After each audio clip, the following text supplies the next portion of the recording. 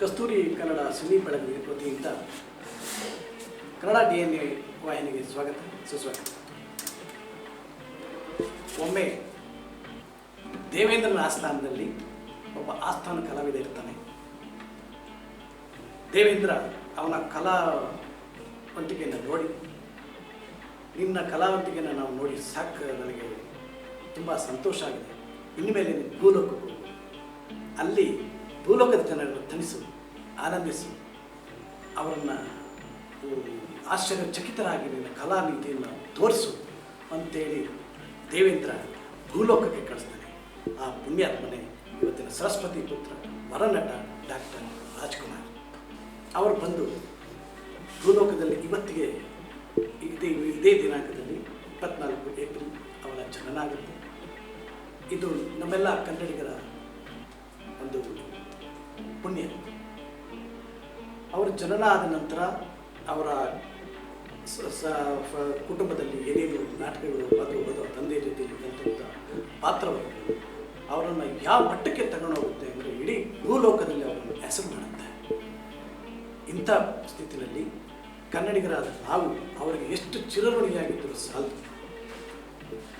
ಅವರು ನಾವು ವಯೋಮಿತಿಗೆ ಬಂದಾಗ ಅವರು ಮಾಡಿದಂಥ ಅಭಿನಯಿಸಿದಂಥ ಒಂದು ಚಿತ್ರ ನಮ್ಮ ಕಣ್ಣ ಮುಂದೆ ಬಂದು ನಿಲ್ಲುತ್ತೆ. ಅದೇ ಕಸ್ತೂರಿ ನಿವಾಸ. ಆ ಚಿತ್ರದಲ್ಲಿ ಅವರ ಅಮೋಘ ಅಭಿನಯ ಖಂಡಿತ ಯಾವ ಸಣ್ಣ ಅಪಾಲ ವೃದ್ಧರವರೆಗೂ ಅದನ್ನು ಆ ಪಾತ್ರ ಕಾಡುತ್ತೆ. ಆ ಪಾತ್ರ ನಾನಾಗಬೇಕು ಅಂತೇಳಿ ಎಲ್ಲರ ಮನಸ್ಸಲ್ಲಿ ಬರುತ್ತೆ. ಇಂಥ ಸಂದರ್ಭದಲ್ಲಿ ನಾವು ಆ ಚಿತ್ರ ಬಿಡುಗಡೆಯಾಗಿ 50 ವಸಂತಗಳನ್ನು ಕಂಡಿದ್ದೇವೆ.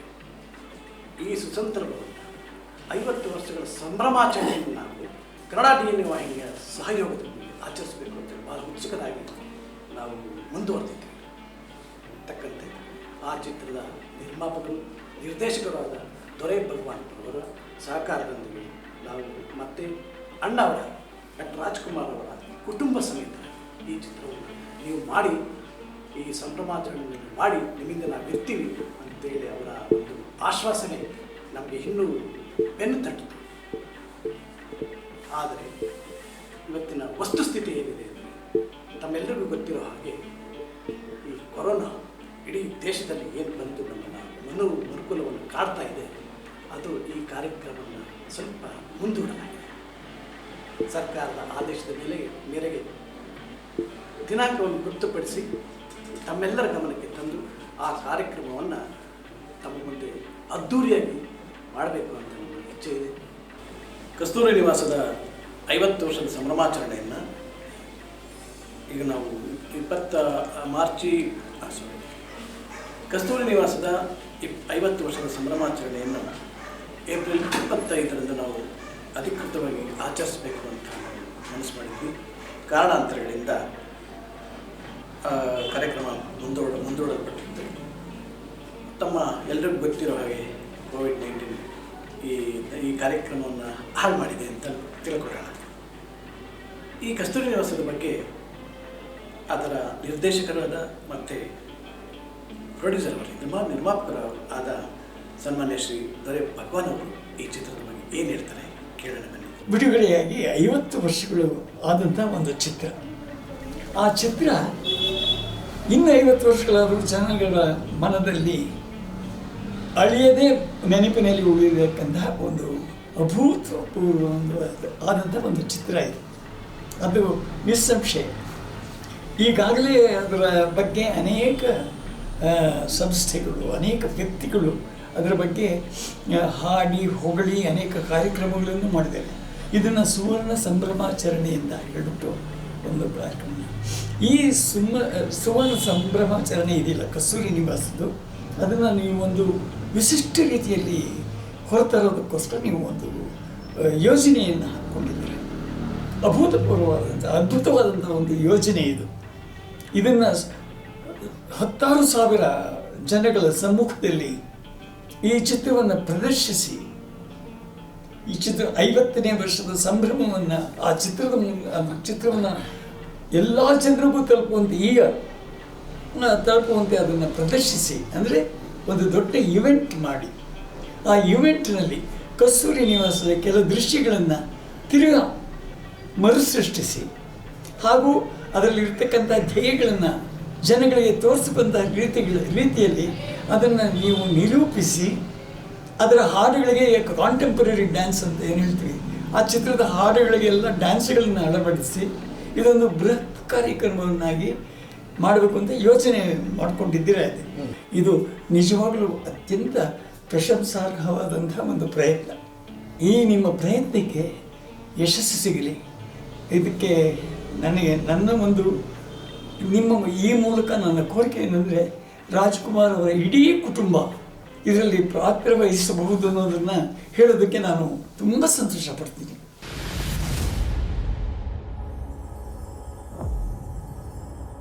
ತಮಗೆಲ್ಲರಿಗೂ ಗೊತ್ತಿರೋ ಹಾಗೆ ಈ ಕಾರ್ಯಕ್ರಮವನ್ನು ನಾವು ಈಗಾಗಲೇ 25ನೇ ತಾರೀಕಿಗೆ ನಿಗದಿಪಡಿಸಿದ್ವಿ.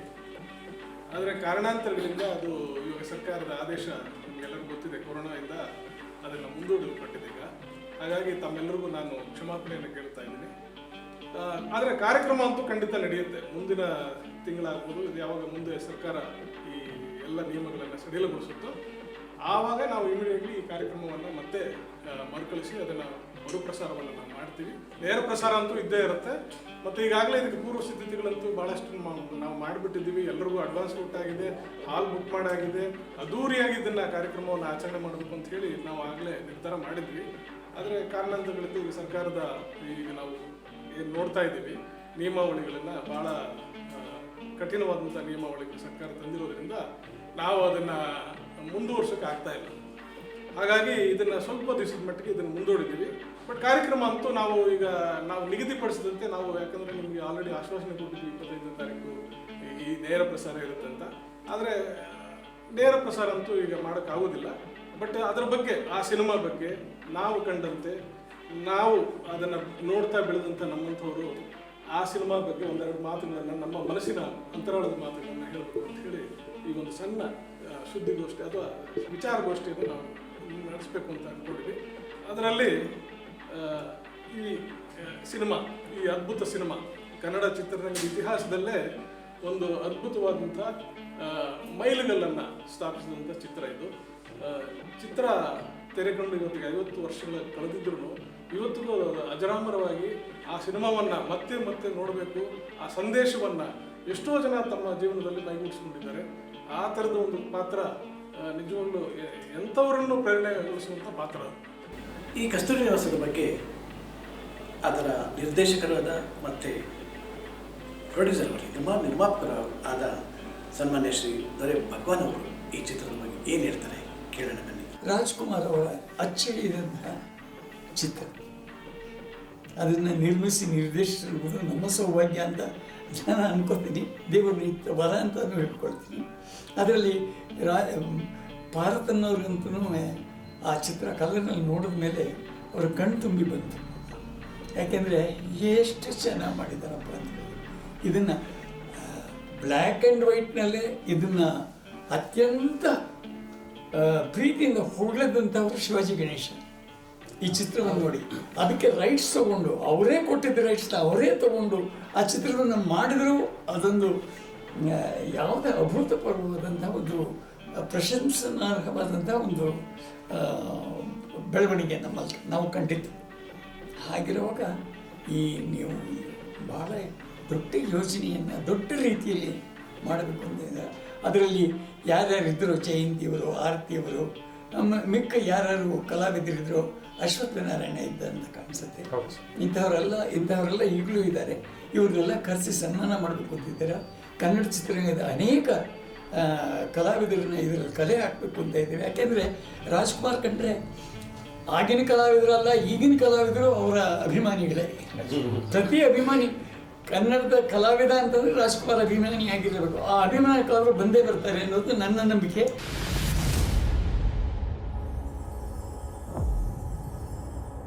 ಎಲ್ಲರಿಗೂ ನಮಸ್ಕಾರ. ಕಸ್ತೂರಿ ನಿವಾಸ ಸಿನಿಮಾ 50ನೇ ವರ್ಷದ ಸಂಭ್ರಮಾಚರಣೆ. ನಾವು ಬಹಳ ಉತ್ಸುಕರಾಗಿ ಈ ಒಂದು ಕಾರ್ಯಕ್ರಮ ಯಶಸ್ವಿಗೊಳಿಸಬೇಕು ಅಂತ ಪೂರ್ವ ಸಿದ್ಧತೆ ಬಹಳ ಮಾಡ್ಕೊಂಡಿದ್ವಿ. ವಾಸುಕಿ ವೈಭವ್ ಅವರ ಅನ್ಪ್ಲಗ್ಡ್ ವರ್ಷನ್ 4 ಕಸ್ತೂರಿ ನಿವಾಸ ಸಿನಿಮಾಗಳ ಹಾಡನ್ನು ಮಾಡಬೇಕು ಅಂತ. ಮತ್ತು ವಾವ್ ಸ್ಟುಡಿಯೋ ವಿನಯ್ ಅವರಿದ್ದಾರೆ, ಅವ್ರ ಜೊತೆಗೆ 4 ಕಂಟೆಂಪ್ರರಿ ಡ್ಯಾನ್ಸಸ್ಸು, ಮತ್ತು tribute to Kannada, tribute to Shivanna, tribute to doctor Rajkumar, Puneeth sir, ಎಲ್ಲರಿಗೂ ಟ್ರಿಬ್ಯೂಟ್ ಸಲ್ಲಿಸಬೇಕು ಅಂತ ಒಂದಷ್ಟು ಕಾರ್ಯಕ್ರಮಗಳನ್ನು ಹಮ್ಮಿಕೊಂಡಿದ್ವಿ. ಕಾರಣಾಂತರಗಳಿಂದ ಇದು ಮಾಡೋಕ್ಕಾಗಲಿಲ್ಲ. ಇದನ್ನು ನಾವು ಕ್ಷಮೆ ಯಾಚಿಸ್ತೀವಿ. ಕಸ್ತೂರಿ ನಿವಾಸ ಅನ್ನೋ ದೊಡ್ಡ ಮೈಲುಗಲ್ಲು ಸಿನಿಮಾ, ತುಲಾ ಭಗವಾನ್ ಅವರ ನಿರ್ದೇಶನದಲ್ಲಿ ಬಂದಿರ್ತಕ್ಕ ಒಂದು ದೃಶ್ಯ ಕಾವ್ಯ ಅದು. ಆ ಸಿನಿಮಾನ ಎಷ್ಟು ಸತಿ ನೋಡಿದ್ರು ಮತ್ತೆ ನೋಡ್ಬೇಕು ಅನ್ಸುತ್ತೆ. ನೋಡ್ತಾ ನೋಡ್ತಾ ಮತ್ತೊಂದು ಮೆಸೇಜನ್ನು, ಮತ್ತೊಂದು ಲೆಸನ್ಗಳನ್ನ ತಂದುಕೊಡುತ್ತೆ. ಅದರಲ್ಲಿ ನಮ್ಮ ಅಣ್ಣವರು ಡಾಕ್ಟರ್ ರಾಜ್ಕುಮಾರ್ ಬಗ್ಗೆ ನಾವು ಈ ವಯಸ್ಸಲ್ಲಿ ಮಾತಾಡೋಕ್ಕೆ ಸಾಧ್ಯವೇ ಇಲ್ಲ. ನಾವು ಭಾಳ ಸಣ್ಣವರು ಮಾತಾಡಿದ್ರೆ ರವಿ ಅನ್ನೋ ಪಾತ್ರ ಇದೆಯಲ್ಲ, ಆ ಪಾತ್ರದಲ್ಲೇ ಪರಕಾಯ ಪ್ರವೇಶ ಮಾಡಿ ಜೀವಿಸ್ಬಿಟ್ರು ಅನಿಸುತ್ತೆ ನಮಗೆ ಅಣ್ಣವರು. ಮತ್ತೆ ಪ್ರತಿಯೊಂದು ಫ್ರೇಮಲ್ಲೂ ಅಣ್ಣನ ಆ್ಯಕ್ಟಿಂಗ್ ಇದೆಯಲ್ಲ, ನಮ್ಮ ಆ್ಯಕ್ಟಿಂಗ್ ಅನ್ಸೋದಿಲ್ಲ, ಬದುಕ್ತಾ ಇದ್ದಾರೆ, ಆ ಪಾತ್ರವಾಗಿ ಬದುಕ್ತಾ ಇದ್ದಾರೆ ಅನ್ಸುತ್ತೆ. ಸೊ ಕಸ್ತೂರಿ ನಿವಾಸ ಹಾಡುಗಳಾಗ್ಬೋದು. ಈ ಕಾರ್ಯಕ್ರಮಕ್ಕಾಗಿ ಒಂದು ಪ್ರೊಮೋ ಶೂಟ್ ಮಾಡೋಕ್ಕೆ, ಇದು ನನ್ನ ಅನುಭವ. ಪ್ರೊಮೋ ಶೂಟ್ ಮಾಡಬೇಕಾದ್ರೆ ನಾನು ರಮೇಶ್ ಅವರು ಒಂದು ಕಬ್ಬಿನ ಅಂಗಡಿಗೆ ಹೋಗ್ಬಿಟ್ಟು ಪ್ರೊಮೋ ಶೂಟ್ ಮಾಡಬೇಕಾಯ್ತು ಅಂತ ಒಂದು ಕಬ್ಬನ್ನು ಮೆಷಿನಲ್ಲಿ ಹಾಕಿಸೋ ಬೇಡಿ ಮೋಟರ್ ಆನ್ ಮಾಡೋದು ಯೂಸ್ ಮಾಡ್ತಾ ಇದ್ದ ಟೈಮಲ್ಲಿ ಹಿಂದೆಯಿಂದ ಒಂದು 60-65 ವರ್ಷದ ಹೇಳ್ತಾರೆ, ಇದು ಕಸ್ತೂರಿ ನಿವಾಸ ಸಿನಿಮಾ ಹಾಡಿಗೆ ಬರ್ತಾರೆ ಅದಕ್ಕೆ ಕಣೋ ಅಂದರು. ಅಂದರೆ ಈ ಕಸ್ತೂರಿ ನಿವಾಸದ ಪರಿಮಳ ಹೆಂಗೆಲ್ಲ ಸೂಸಿದೆ ಅಂದರೆ ಆ ಹಾಡು ಮನೆ ಮನೆ ಮಾತಾಡ್ಬಿಟ್ಟಿದೆ, ಒಂದು ಆಂಥಮ್ ಆಗ್ಬಿಟ್ಟಿದೆ ಅನ್ಸುತ್ತೆ ಬಹುಶಃ. ಈ ಹಿಂದೆ ನಾವು ಸುಮಾರು ಹಿರಿಯರು ಸತ್ತಾಗಲ್ಲ ಬೇಸರವಾದ ಸಾಂಗು, ಆರಿಸಿದಾತ ಬೇಸರ ಮೂಡಿ ಅನ್ನೋ ಸಾಂಗನ್ನು ಆಗ್ತಾ ಇದ್ರಲ್ಲ, ಅದು ಕಿವಿಗೆ ಎಷ್ಟು ಇಂಪಾಗಿತ್ತು ಅಂದರೆ ನಮ್ಗೆಲ್ಲರಿಗೂ ಅದೊಂದು ಆಂಥಮ್ ಆಗ್ಬಿಟ್ಟಿದೆ. ಅದೇ ಥರ ಆಂಥಮ್ ಅವರು ಹೇಳ್ತಾರೆ ಕಸ್ತೂರಿ ನಿವಾಸ ಸಿನಿಮಾ ಕೊಡೋ ಅಂತ. ಈ ಸಿನಿಮಾನ ನಾವು ಆಚರಿಸಕ್ಕೆ ಆಗ್ತಿಲ್ಲ just because of this pandemic year. ಆದರೆ ಈ ಕಾರ್ಯಕ್ರಮ ಶತಾಯ ಗತಾಯ 100% ನಡೆಯುತ್ತೆ. ನಾವು ಇಷ್ಟೆಲ್ಲ ಚಿತ್ರದ ಬಗ್ಗೆ ಮಾತಾಡ್ತೀವಿ, ಅದರಂತೆ ಸನ್ಮಾನ್ಯ ಶ್ರೀ ಶಿವರಾಜ್ಕುಮಾರ್ ಅವರೇನು ಹೇಳ್ತಾರೆ ಕೇಳೋಣ ಬನ್ನಿ.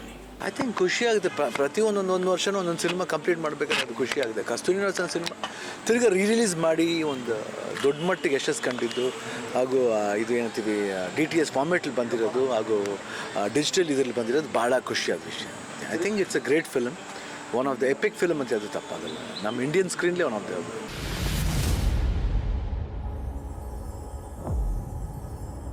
ಕಸ್ತೂರಿ ನಿವಾಸ ಅಂತ ಒಂದು ಲೆಜೆಂಡರಿ ಮೂವಿ.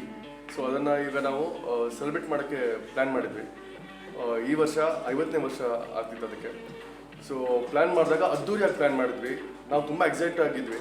ಹಾಗೆ ಪ್ರತಿಯೊಬ್ಬ ಆರ್ಟಿಸ್ಟ್ ಬೈಟ್ ಬೇಕಿತ್ತು. ಸೊ ಕಾಲ್ ಮಾಡಿದಾಗ ನಮ್ಮ ಇಂಟ್ರೊಡಕ್ಷನ್ ಕೊಟ್ಟು ಕಸ್ತೂರಿ ನಿವಾಸ ಹೆಸರು ಹೇಳಿದಾಗಲೇ ನಮ್ಗಿಂತ ಜಾಸ್ತಿ ಆರ್ಟಿಸ್ಟ್ ಎಕ್ಸೈಟ್ಮೆಂಟ್, ಅವರಲ್ಲಿರೋ ಆ ಕುತೂಹಲ ಅದು ಜಾಸ್ತಿ ಆಗಿತ್ತು. ಸೊ ನಮ್ಮ ವಿನಯ್ ಪ್ರಸಾದ್ ಮ್ಯಾಮ್ ಆಗಿರಲಿ, ಗಿರಿಜಾ ಲೋಕೇಶ್ ಮ್ಯಾಮ್ ಆಗಿರಲಿ, ಮಂಡ್ಯ ರಮೇಶ್ ಸರ್, ರಾಜ್ ಬಿ ಶೆಟ್ಟಿ ಎಲ್ಲರೂ ಬೈಟ್ಸ್ ಕಳಿಸಿದ್ದಾರೆ. ಆದರೆ ಈ ಕೋವಿಡ್ ಪ್ಯಾಂಡಮಿಕ್ಕಿಂದ ನಾವು ಈ ಫಂಕ್ಷನನ್ನು ಮಾಡೋಕ್ಕಾಗ್ತಿಲ್ಲ. ಬಟ್ ಪೋಸ್ಟ್ಪೋಂಡ್ ಆಗ್ತಿದೆ ಅಷ್ಟೇ. ಕೋವಿಡ್ ಇದೆಲ್ಲ ಸಾಲ್ವ್ ಆದಮೇಲೆ ಮತ್ತೆ ಬರ್ತೀವಿ, ಈ ಶೋವನ್ನು ಅದ್ದೂರಿಯಾಗಿ ಮಾಡ್ತೀವಿ. ಮತ್ತೊಬ್ಬ ಹೆಸರಂತ ನಟರಾದಂಥ ಪುನೀತ್ ರಾಜ್ಕುಮಾರ್ ಈ ಚಿತ್ರದ ಬಗ್ಗೆ ಅಂತೂ ಭಾಳ ಹೆಮ್ಮೆ ವ್ಯಕ್ತಪಡಿಸಿದ್ರು. ಅವರು ನಾನು ಈ ಚಿತ್ರವನ್ನು ಸಣ್ಣ ಮಗುವಿದ್ದಾಗ ನೋಡೋಕ್ಕೆ ಸಾಧ್ಯವಾಗಲಿಲ್ಲ, ಆದರೂ ಈಗ ನನಗೆ ಭಾಳ ಖುಷಿ ಆಗ್ತಾಯಿದೆ. ಈ ಕಾರ್ಯಕ್ರಮ ನೀವು ಹಂಚ್ಕೊಂಡಿರೋದು ನನಗೆ ಭಾಳ ಖುಷಿ ತಂದಿದೆ, ನಾನು ಭಾಳ ಆನಂದ ಆಗಿದೆ ಅಂತೇಳಿ ಅವರು ಮಾತಾಡಿದ್ದಾರೆ. ಬನ್ನಿ ಅವ್ರ ಬಾಯಿಂದಲೇ ಕೇಳೋಣ. ನಾನು ಆ ಪಿಕ್ಚರ್ನ ನೋಡಿ ತುಂಬ ಸಂತೋಷ ಪಟ್ಟಿದ್ದೀನಿ. ಬಹುಶಃ ಆ ಟೈಮಲ್ಲಿ ನನಗೆ ಆ ಸಿನಿಮಾ ಇಷ್ಟ ಆಗ್ತಿರಲಿಲ್ಲ, ಯಾಕಂದರೆ ನಮ್ಮ ತಂದೆ ಒಂದು ಡಿಪ್ರೆಷನ್ಗೆ ಹೋಗ್ತಾರೆ, ನಾಟ್ ಡಿಪ್ರೆಷನ್, ನಮ್ಮ ತಂದೆ ಒಂದು ಕೆಟ್ಟ ಕಾಲ ಅನುಭವಿಸ್ತಾರೆ ಅನ್ನೋದು ಆ ಸಿನಿಮಾದಲ್ಲಿ ಇದರಿಂದ ಆ ವಯಸ್ಸಲ್ಲಿ ನನಗೆ ಇಷ್ಟ ಆಗ್ತಿರಲಿಲ್ಲ. ಬಟ್ ಇತ್ತೀಚೆಗಂತೂ ಅಂದರೆ ಒಂದು 80ನೇ ದಶಕದ ಮೇಲೆ 90s ಮೇಲೆ ನಾನು ಪಿಕ್ಚರ್ ನೋಡೋಕ್ಕೆ ಶುರು ಮಾಡಿದಾಗ ಅಷ್ಟು ಇಷ್ಟಪಟ್ಬಿಟ್ಟೆ ಪಿಕ್ಚರ್. ಬಹುಶಃ ಆ ಟೈಮ್ಗೆ ತುಂಬ ಅಡ್ವಾನ್ಸ್ ಸಿನಿಮಾ ಅಂತ ಅನಿಸ್ತು.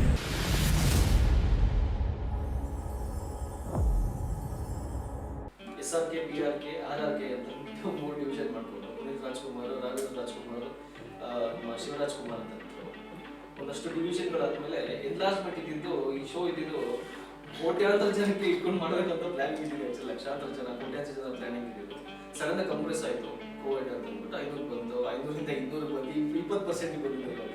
So no problem at all. ಈಗ ಏನು ಪ್ಲಾನಿಂಗ್ ಏನೂ ಚೇಂಜಸ್ ಇಲ್ಲ, ಜಸ್ಟ್ ಪೋಸ್ಟ್ಪೋನ್ ಆಗಿದೆ. ಆಗಲಿ, ಒಳ್ಳೆಯದಾಗಲಿ. ಅದರಿಂದನೇ ನಮ್ಮ ಜನರಿಗೆ ಒಳ್ಳೆಯದಕ್ಕೋಸ್ಕರ ನಮ್ಮ ಗೌರ್ಮೆಂಟು ಮಾಡ್ತಾ ಇರೋದು ಎಲ್ಲ ಪ್ರತಿಯೊಂದು. ಡಾನ್ಸ್ ಅಂತ ಬಂದಾಗ ತುಂಬ ಎಲಿಮೆಂಟ್ಸು ಇನ್ವಾಲ್ವ್ ಆಗ್ತಾ ಬಂತು. ನಮಗೆ ಕಸ್ತೂರಿ ನಿವಾಸಕ್ಕೆ ಮಾಡಬೇಕು ಅಂತ ಒಂದಷ್ಟು ವಿಷಯ ಆಯಿತು. ಇಲ್ಲಿ ಒಂದು ಸಾಂಗ್ ಬೇಕು ಅಂತ ಭಗವಾನ್ ಸರ್ ಅವ್ರದ್ದೇ ಒಂದು ಇಮ್ಯಾಜಿನೇಷನಲ್ಲಿ ಒಂದಷ್ಟು ಮಾಡ್ಕೊಂಡಿದ್ರು. ಅದರದ್ದೊಂದಷ್ಟು ಪ್ರಿಕಾಷನ್ಸ್ ಸಿಕ್ತು ನಮಗೆ.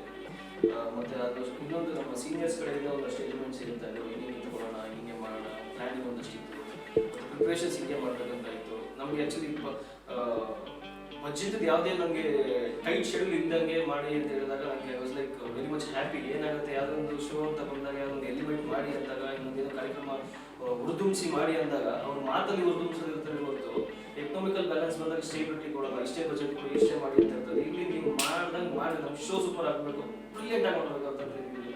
ನಮ್ಮ ಸೀನಿಯರ್ಸಿಂದ ನಮ್ಗೆ ಅದೇ ಬೇಕಾಗಿದೆ ಆ್ಯಕ್ಚುಲಿ ನಮ್ಮ ಮ್ಯಾನೇಜ್ಮೆಂಟ್ ಕಡೆಯಿಂದ. ಇವ್ರು ಎಲ್ಲ ಫುಲ್ ಫ್ಲೆಡ್ಜ್ ಮಾಡಿ ನೀವು ಏನು ಬೇಕಾದ್ರೂ ಮಾಡಿ ಅಂತ ನನಗೆ ಅದು ಅವ್ರು ನೋಡ್ತಾ ಇದ್ರೆ ಒಂದು ಗ್ರ್ಯಾಂಡ್ ರಿಲೀಫ್ ಇರಬೇಕು. ಮತ್ತು ಬಂದಿರೋ ಒಂದಷ್ಟು ಏನು VIP ಗೆಸ್ಟಸ್ ಇರ್ತಾರೆ, ಹಾಗೆ ಜನಗಳು ಇರ್ತಾರೆ, ಒಂದಷ್ಟು ಜನ ಏನು ಸಿನಿಮಾ ಕಸ್ತೂರಿ ನಿವಾಸ ಸಿನಿಮಾ ನಾವು ಮತ್ತೆ ತರಬೇಕು, ಅದನ್ನ ಒಂದು ಎಲಿಮೆಂಟ್ ಎಂಜಾಯ್ಮೆಂಟ್ ಬರಬೇಕು, ಮಕ್ಕಳಿಂದ ಹಿಡಿದು ಸೀನಿಯರ್ ಸಿಟಿಸನ್ವರೆಗೂ ನೋಡೋ ಥರ ಆಗಬೇಕು ಡ್ಯಾನ್ಸ್ ಅಂತ ಹೇಳಿದ್ರು. ಸೊ ನಾವು ಪ್ರತಿಯೊಂದು ಪ್ಲ್ಯಾನ್ ಮಾಡ್ತಾ ಹೋದ್ರು. ನನ್ನ ತಲೆಯಲ್ಲಿ ಇದ್ದಿದ್ದು ಮೇನ್ ಕಾಸ್ಟ್ಯೂಮ್ಸ್ ಹೋಗಬೇಕು ಅಂತ. ಕಾಸ್ಟ್ಯೂಮ್ಸ್ ಅಲ್ಲಿ ತುಂಬ ಸ್ಪೆಸಿಫಿಕ್ ಆಗಿ ಫರ್ರಿಂದ ಹಿಡಿದು ಪ್ಲ್ಯಾನಿಂಗ್ ಮಾಡ್ಕೊಂಡು, ಮತ್ತು ಡಾನ್ಸರ್ಸಿಂದ ಹಿಡಿದು ಪ್ರತಿಯೊಬ್ಬರು ಇದೇ ಎಲಿಮೆಂಟಲ್ಲಿ ಇರಬೇಕು, ಇದೇ ಫಾರ್ಮ್ಯಾಟಲ್ಲಿ ಇರಬೇಕು, ಫಾರ್ಮಲ್ಲಿ ಇರೋ ಡಾನ್ಸರ್ಸ್ ಬೇಕು, ಮತ್ತು ಎ ಗ್ರೇಡ್ ಡಾನ್ಸರ್ಸ್ ಬೇಕು ಅಂತ ಅದರದ್ದೇ ಒಂದಷ್ಟು ಎಲಿಮೆಂಟ್ ಪ್ಲ್ಯಾನ್ ಮಾಡ್ಕೊಂಡು ಒಂದಷ್ಟು. ಮತ್ತು ಸಾಂಗ್ ಎಡಿಟಿಂಗ್ ವೈಸ್ ಆಗಲಿ, ಮತ್ತು ಕಸ್ತೂರಿ ನಿವಾಸ ಈ ಟ್ರೆಂಡಿಂಗ್ ಆ್ಯಕ್ಚುಲಿ ಔಟ್ ಟ್ರೆಂಡಿಂಗ್ ಅಂತಾರೆ. ಆ್ಯಕ್ಚುಲಿ ಮನ್ಸಿಗೆ ಮುಟ್ಟೋ ಸಾಂಗ್ಗಳು ಬೇಕು. ಇವಾಗ ಯಾವ್ಯಾವ ಸಾಂಗ್ಸ್ ಬರ್ತಾ ಇದೆ, ಯಾವ್ದಾದ್ರು ಕೇಳಿ. ಇವಾಗ ನೀವೇ ಕಾರ್ಯಕ್ರಮ ನೋಡ್ತಾ ಇದ್ದಾರೆ, ಒಂದಷ್ಟು ಸಿನಿಮಾಗಳು ಬರ್ತಾ ಇರೋ ಸಿನಿಮಾಗಳ ಸಾಂಗ್ಸ್ ನಿಮಗೆ ಎಲಿಮೆಂಟ್ ಇರಲ್ಲ. 3 ದಿನ ಸಿನಿಮಾ ರಿಲೀಸ್ ಆಗಿದೆ, 1 ವಾರ ಇರುತ್ತೆ, ಆಮೇಲೆ ಇರಲ್ಲ. ಯಾವಾಗೋ ರಿಲೀಸ್ ಆಗಿರೋದು 50 ವರ್ಷ ಆಗಿದೆ. 50 ವರ್ಷ ಇವತ್ತು ನಮ್ಮ ಸುತ್ತಮುತ್ತ ನಮ್ಮ ಮನಸ್ಸಲ್ಲಿ ಉಳ್ಕೊಂಡಿದೆ ಸಾಂಗ್ಸ್ ಅಂದರೆ. ಅಂಥ ಸಾಂಗ್ಸ್ಗೆ ಡಾನ್ಸ್ ಮಾಡಬೇಕು ಅಂದಾಗ ನಮಗೊಂದು ಚಾಲೆಂಜಿಂಗ್ ಆಗಿ ಇತ್ತು. ಡಾಕ್ಟರ್ ರಾಜ್ಕುಮಾರ್ ಅವರ ಹಿರಿಯ ಸುಪುತ್ರಿ ಶ್ರೀಮತಿ ಲಕ್ಷ್ಮೀ ಕೊಯ್ದರಾಜ್ ಇವರು ತಂದೆಯ ಅಭಿನಯದ ಬಗ್ಗೆ, ಚಿತ್ರದ ಬಗ್ಗೆ ಏನು ಹೇಳಿದ್ದಾರೆ ಬನ್ನಿ ಕೇಳೋಣ. ನಂಗೆ ತುಂಬ ಇಷ್ಟ ಆಯಿತು. ಈಗವರೆಗೂ ಅದೇ ನನ್ನ ಫೇವ್ರೆಟ್ ಪಿಕ್ಚರು, ತುಂಬ ಇಷ್ಟವಾದ ಪಿಕ್ಚರ್ ನನಗೆ ಅದು. ಆ ಅಪ್ಪಾಜಿನ ಅದ್ರಲ್ಲಿ ನೋಡೋದು ಅಂದರೆ ನಮಗೆ ಭಾಳ ಸಂತೋಷ ಆಗುತ್ತೆ. ಆ್ಯಕ್ಟಿಂಗ್ ಅಂತೂ ಅದು ಮರೆಯೋಕ್ಕಾಗಲ್ಲ. ಆ ಥರ ಎಲ್ಲ ಸಾಂಗು ಇಷ್ಟ ಆ್ಯಕ್ಚುಲಿ ನನಗೆ. ಅದರಲ್ಲಿ ಪ್ರತಿಯೊಬ್ಬರು ಅಷ್ಟು ಚೆನ್ನಾಗಿ ಪಾತ್ರ ಮಾಡಿದ್ದಾರೆ, ತುಂಬ ಇಷ್ಟ ಆಗುತ್ತೆ. ಜಯಂತಿ ಅವರಾಗಲಿ, ಆರತಿ ಅವರಾಗಲಿ, ರಾಜಶೇಖರ್ ಅವರಾಗಲಿ, ಅಶ್ವಥ್ ಅವರು ಎಲ್ಲರೂ ಚೆನ್ನಾಗಿ ಮಾಡಿದ್ದಾರೆ. ತುಂಬ ಫೇವ್ರೆಟ್ ಮೂವಿ ನನಗೆ ಅದು. ಒಳ್ಳೆಯದಾಗಲಿ, ಚೆನ್ನಾಗಿ ನೆರವೇರಲಿ ಇದು ಫಂಕ್ಷನ್, ತುಂಬ ಒಳ್ಳೆಯದಾಗಲಿ ನನಗೆ.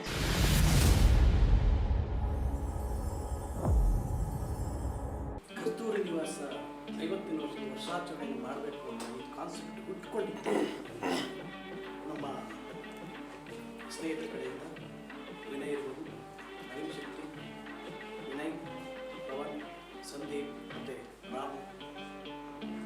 ಮುಖ್ಯವಾಗಿ ನಮ್ಮ ಈ ಸಂಸ್ಥೆ ಕನ್ನಡ DN ವಾಹಿನಿಯ ಮುಖ್ಯಸ್ಥರಾದಂಥ ಸನ್ಮಾನ್ಯ ಶ್ರೀ ಮೋಹನ್ ಕುಮಾರ್ ಅವರ ಅಭಿಪ್ರಾಯವೂ ಹಾಗೆ ಇತ್ತು. ಅವರು ನಮ್ಮ ಅನಿಸಿಕೆಗೆ ಒಪ್ಪಿಗೆ, ಅದು ತುಂಬ ದೊಡ್ಡ ಮನಸ್ಸು. ಒಪ್ಕೊಂಡಾದ್ಮೇಲೆ 1 by 1 ಒಂದೊಂದು ಕಾರ್ಯಕ್ರಮವನ್ನು ಹೇಗೆ ರೂಪಿಸಬೇಕು, ಇದರ ಕಾರ್ಯವೈಖರಿ ಹೇಗಿರಬೇಕು ಅದ್ರ ಬಗ್ಗೆ ಒಂದು ವಿವರ ನಾವೆಲ್ಲ ಕೂತು ಒಂದು ಮೀಟಿಂಗ್ ಮಾಡಿ, ಮುಖ್ಯವಾಗಿ ಆ ಚಿತ್ರದ ಭೂಮಿಕೆಯಲ್ಲಿ ಯಾರ್ಯಾರು ಇದ್ದಾರೆ ಅದನ್ನು ಕಂಡಕ್ಟ್ ಮಾಡಿ ಅವ್ರನ್ನ ಲೀಸ್ಟ್ ಮಾಡಿ, ಆಮೇಲೆ ದೊರೆ ಭಗವಾನ್ ಮುಖ್ಯ ಸ್ಥಾನದಲ್ಲಿದ್ದಾರೆ, ನಿರ್ದೇಶಕರಿದ್ದಾರೆ, ಡೈರೆಕ್ಟರ್, ಪ್ರೊಡ್ಯೂಸರ್ ಇದ್ದಾರೆ. ಅವರು ನನಗೆ ಒಂದು 30 ವರ್ಷದ ಸ್ನೇಹ. ಯಾಕೆ ಅವ್ರನ್ನ ಇಟ್ಕೊಂಡು ಯಾಕೆ ಮಾಡಬಾರ್ದು? ಇದು ಕಾನ್ಸೆಪ್ಟು ಯಾರ ತಲೆಯಲ್ಲೂ ಒಳಗಿಲ್ಲ. ಇದೇ ವರ್ಷ ಅವರ ಬರ್ಡೇ ಬೇರೆ ಬಂದಿದೆ, 50 ವರ್ಷದ ಸಂಭ್ರಮಾಚರಣೆ ಜೊತೆಯಲ್ಲಿ ಯಾಕೆ ಮಾಡಬಾರ್ದು ಅಂತ ಮಾಡಿದಾಗ ಭಗವಾನ್ ಅವರ ಮುಂದೆ ಈ ವಿಷಯವನ್ನು ಹಾಕಿದ್ರು.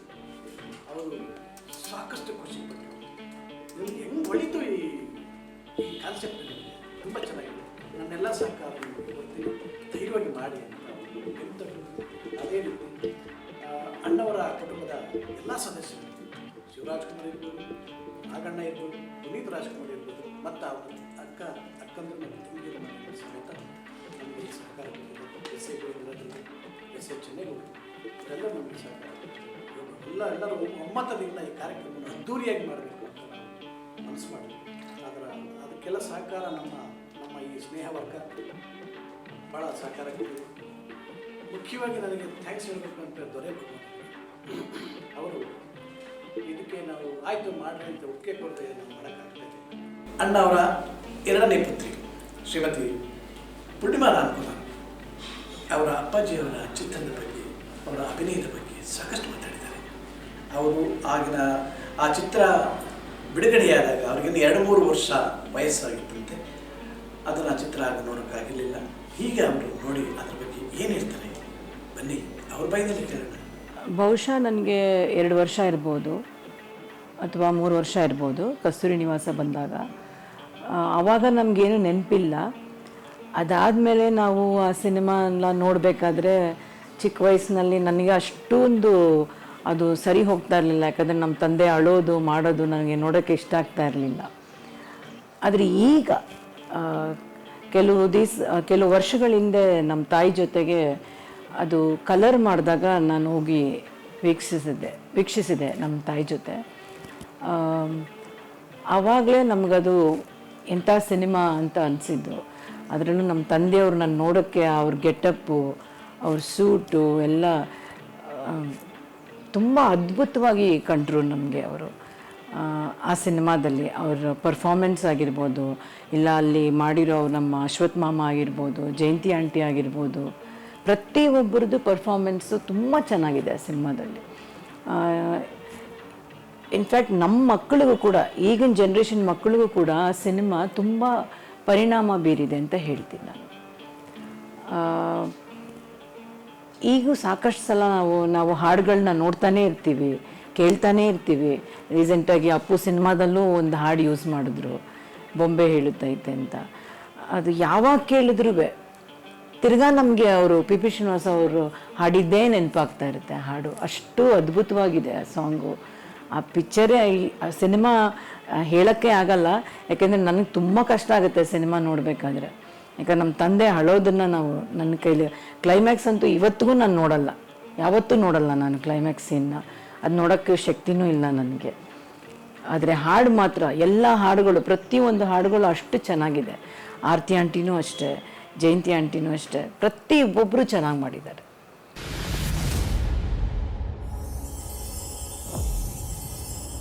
ಸೊ ಇಂಥ ಟೂಬಲ್ ಸಿನಿಮಾ ನಾವು ಆಚರಣೆ ಮಾಡಬೇಕಾಗಿತ್ತು, ಆದರೆ ಮುಂದೂಡಿದೆ, ಅದು ಮಾಡೇ ಮಾಡ್ತೀವಿ. ಮತ್ತು ಈ ಸಿನಿಮಾದ ಹಾಡುಗಳ ಬಗ್ಗೆ ಮಾತಾಡಬೇಕಂದ್ರೆ, ಈ ಸಿನಿಮಾದಲ್ಲಿ 4 ಹಾಡುಗಳು ಅತಿ ಅದ್ಭುತವಾದ ಹಾಡುಗಳು. ಆಡಿಸಿ ನೋಡು ಬಿಡಿಸೋಡು ಒಂದು ಆಂಥಮ್ ಆಗ್ತದೆ, ಎಲ್ಲರ ಮನೆ ಮಾತಾಗಿದೆ. ಉದಯಶಂಕರ್ ಸಾರು ಆ ಹಾಡುಗಳನ್ನ ಹೆಂಗೆ ರಚನೆ ಮಾಡೋದು, ಏನು ಮೂಡಿತ್ತು ಆ ಟೈಮಲ್ಲಿ ಗೊತ್ತಿಲ್ಲ. The songs R beautiful sir, 100% beautiful. ಯಾವಾಗಲೂ ಕೇಳ್ತಾನೆ ಇರಬೇಕಾಗುತ್ತೆ ಅಂತ ಸಾಂಗ್ಸ್ ಮಾಡಿದ್ದೀವಿ ಸರ್. Thank you. ಇವತ್ತಿಗೂ ನಾವು ಗೂಗಲಲ್ಲಿ ಹೊಡೆದಾಗ ಫಸ್ಟ್ ಅವ್ರು ರಾಜ್ಕುಮಾರ್ ಅವ್ರ ಫೋಟೋ ಬರೋದು ಕಸ್ತೂರಿ ನಿವಾಸದ ಫೋಟೋ. ಸೊ ಈ ಒಂದು ಸಿನಿಮಾ ಎಷ್ಟು ಫೇಮಸ್ ಆಗಿತ್ತು, ಎಷ್ಟು ಒಂದು ಜನರ ಮೇಲೆ ಇಂಪ್ಯಾಕ್ಟ್ ಬಿದ್ದಿದೆ. ಆಮೇಲೆ ಇಲ್ಲಿ ಬಂದಾಗ ನಾವೊಂದು ರಾಜ್ಕುಮಾರ್ ಮೊದಲಿಂದ ಅಭಿಮಾನಿ ಆಗಿದ್ವಿ.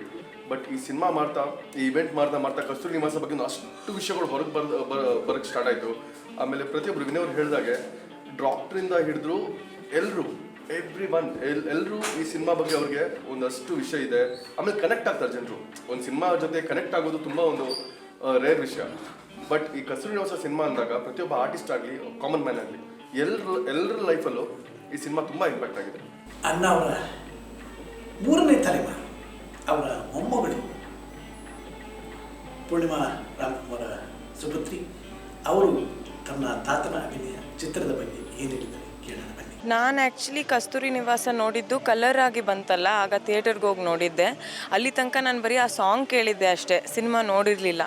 ನೋಡಿದಾಗ ನಾನು ನೋಡೋಕ್ಕಿಂತ ಮುಂಚೆ ಥಿಯೇಟರ್ ಒಳಗೆ ಹೋಗಿದ್ದು ಹೇಗಿತ್ತು, ಆಚೆ ಬಂದಿದ್ದು ಹೇಗಿತ್ತು, ನನ್ನ ಪರ್ಸ್ನಾಲಿಟಿಲಿ ನಾನೇ ಚೇಂಜ್ ಆಗಿದ್ದೆ ಅಂತ ನನಗನ್ನಿಸ್ತು. ಯಾಕಂದರೆ ಅದರಲ್ಲಿ ತೋರಿಸೋದು ಏನು, ಎಲ್ಲ ಇದ್ದೂ ಹ್ಯೂಮನ್ ಎಮೋಷನ್ ಬಗ್ಗೆ ಇನ್ನೂ ಕೇರ್ ಇರುತ್ತೆ ಅಂತ. ಸೊ ಅದು ನಾನು ಕಲ್ತ್ಕೊಂಡೆ ಆ ಸಿನಿಮಾದಿಂದ. ನಮ್ಮ ತಾತನ ಪರ್ಫಾರ್ಮೆನ್ಸ್ ಬಗ್ಗೆ ಅಂತೂ ನಾನೇನು ಹೇಳಲಿ, ಏನೂ ಇಲ್ಲದೇನೂ ಆ ಸುಖ ಕಾಣುತ್ತಲ್ಲ ಅವ್ರ ಮುಖದಲ್ಲಿ, ಅದು ನನಗೆ ಇಷ್ಟ ಆಯಿತು. ಆಡಿಸಿ ನೋಡೋದು ಸ್ಯಾಡ್ ವರ್ಷನ್ ಇದೆಯಲ್ಲ, ಅದು ನನಗೆ ತುಂಬ ಹತ್ತಿರ. ಅಂದರೆ ಅದು ಅಳು ಬಂದರೂ ತುಂಬ ಹತ್ತಿರ. ಅಂದರೆ ಅದನ್ನು ಕೇಳಿದಾಗೆಲ್ಲ ನನಗೆ ತಾತ ನಮ್ಮ ಜೊತೆಗೆ ಇಲ್ಲ ಅನ್ನೋದು ಒಂದು ನೆನಪಾಗುತ್ತೆ. ಸೊ ಅದು ಮರೆಯಲಾಗದ ಮೂಮೆಂಟ್.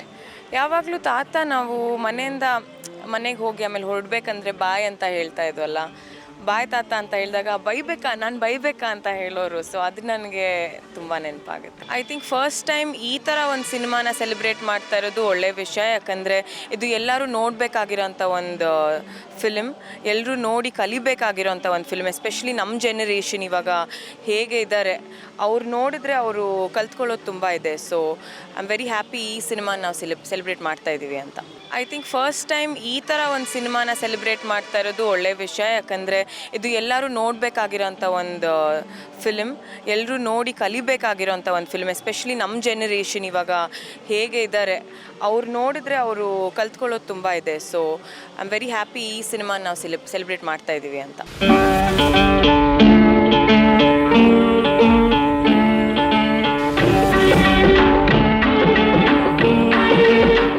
ಛಾಯಾಗ್ರಾಹಕನಾಗಿ, ನಿರ್ದೇಶಕನಾಗಿ ಈ ಸಿನಿಮಾವನ್ನು ನೋಡೋದಾದ್ರೆ ಇದು ಕೇವಲ ಒಂದು ಚಿತ್ರ ಅನ್ನೋದಕ್ಕಿಂತ ಇದು ಒಂದು ಅದ್ಭುತ ದೃಶ್ಯ ಕಾವ್ಯ ಅಂತಲೇ ಹೇಳಿದ್ರು. ನಮ್ಮ ಇವರು ಹೇಳಿದ್ರು,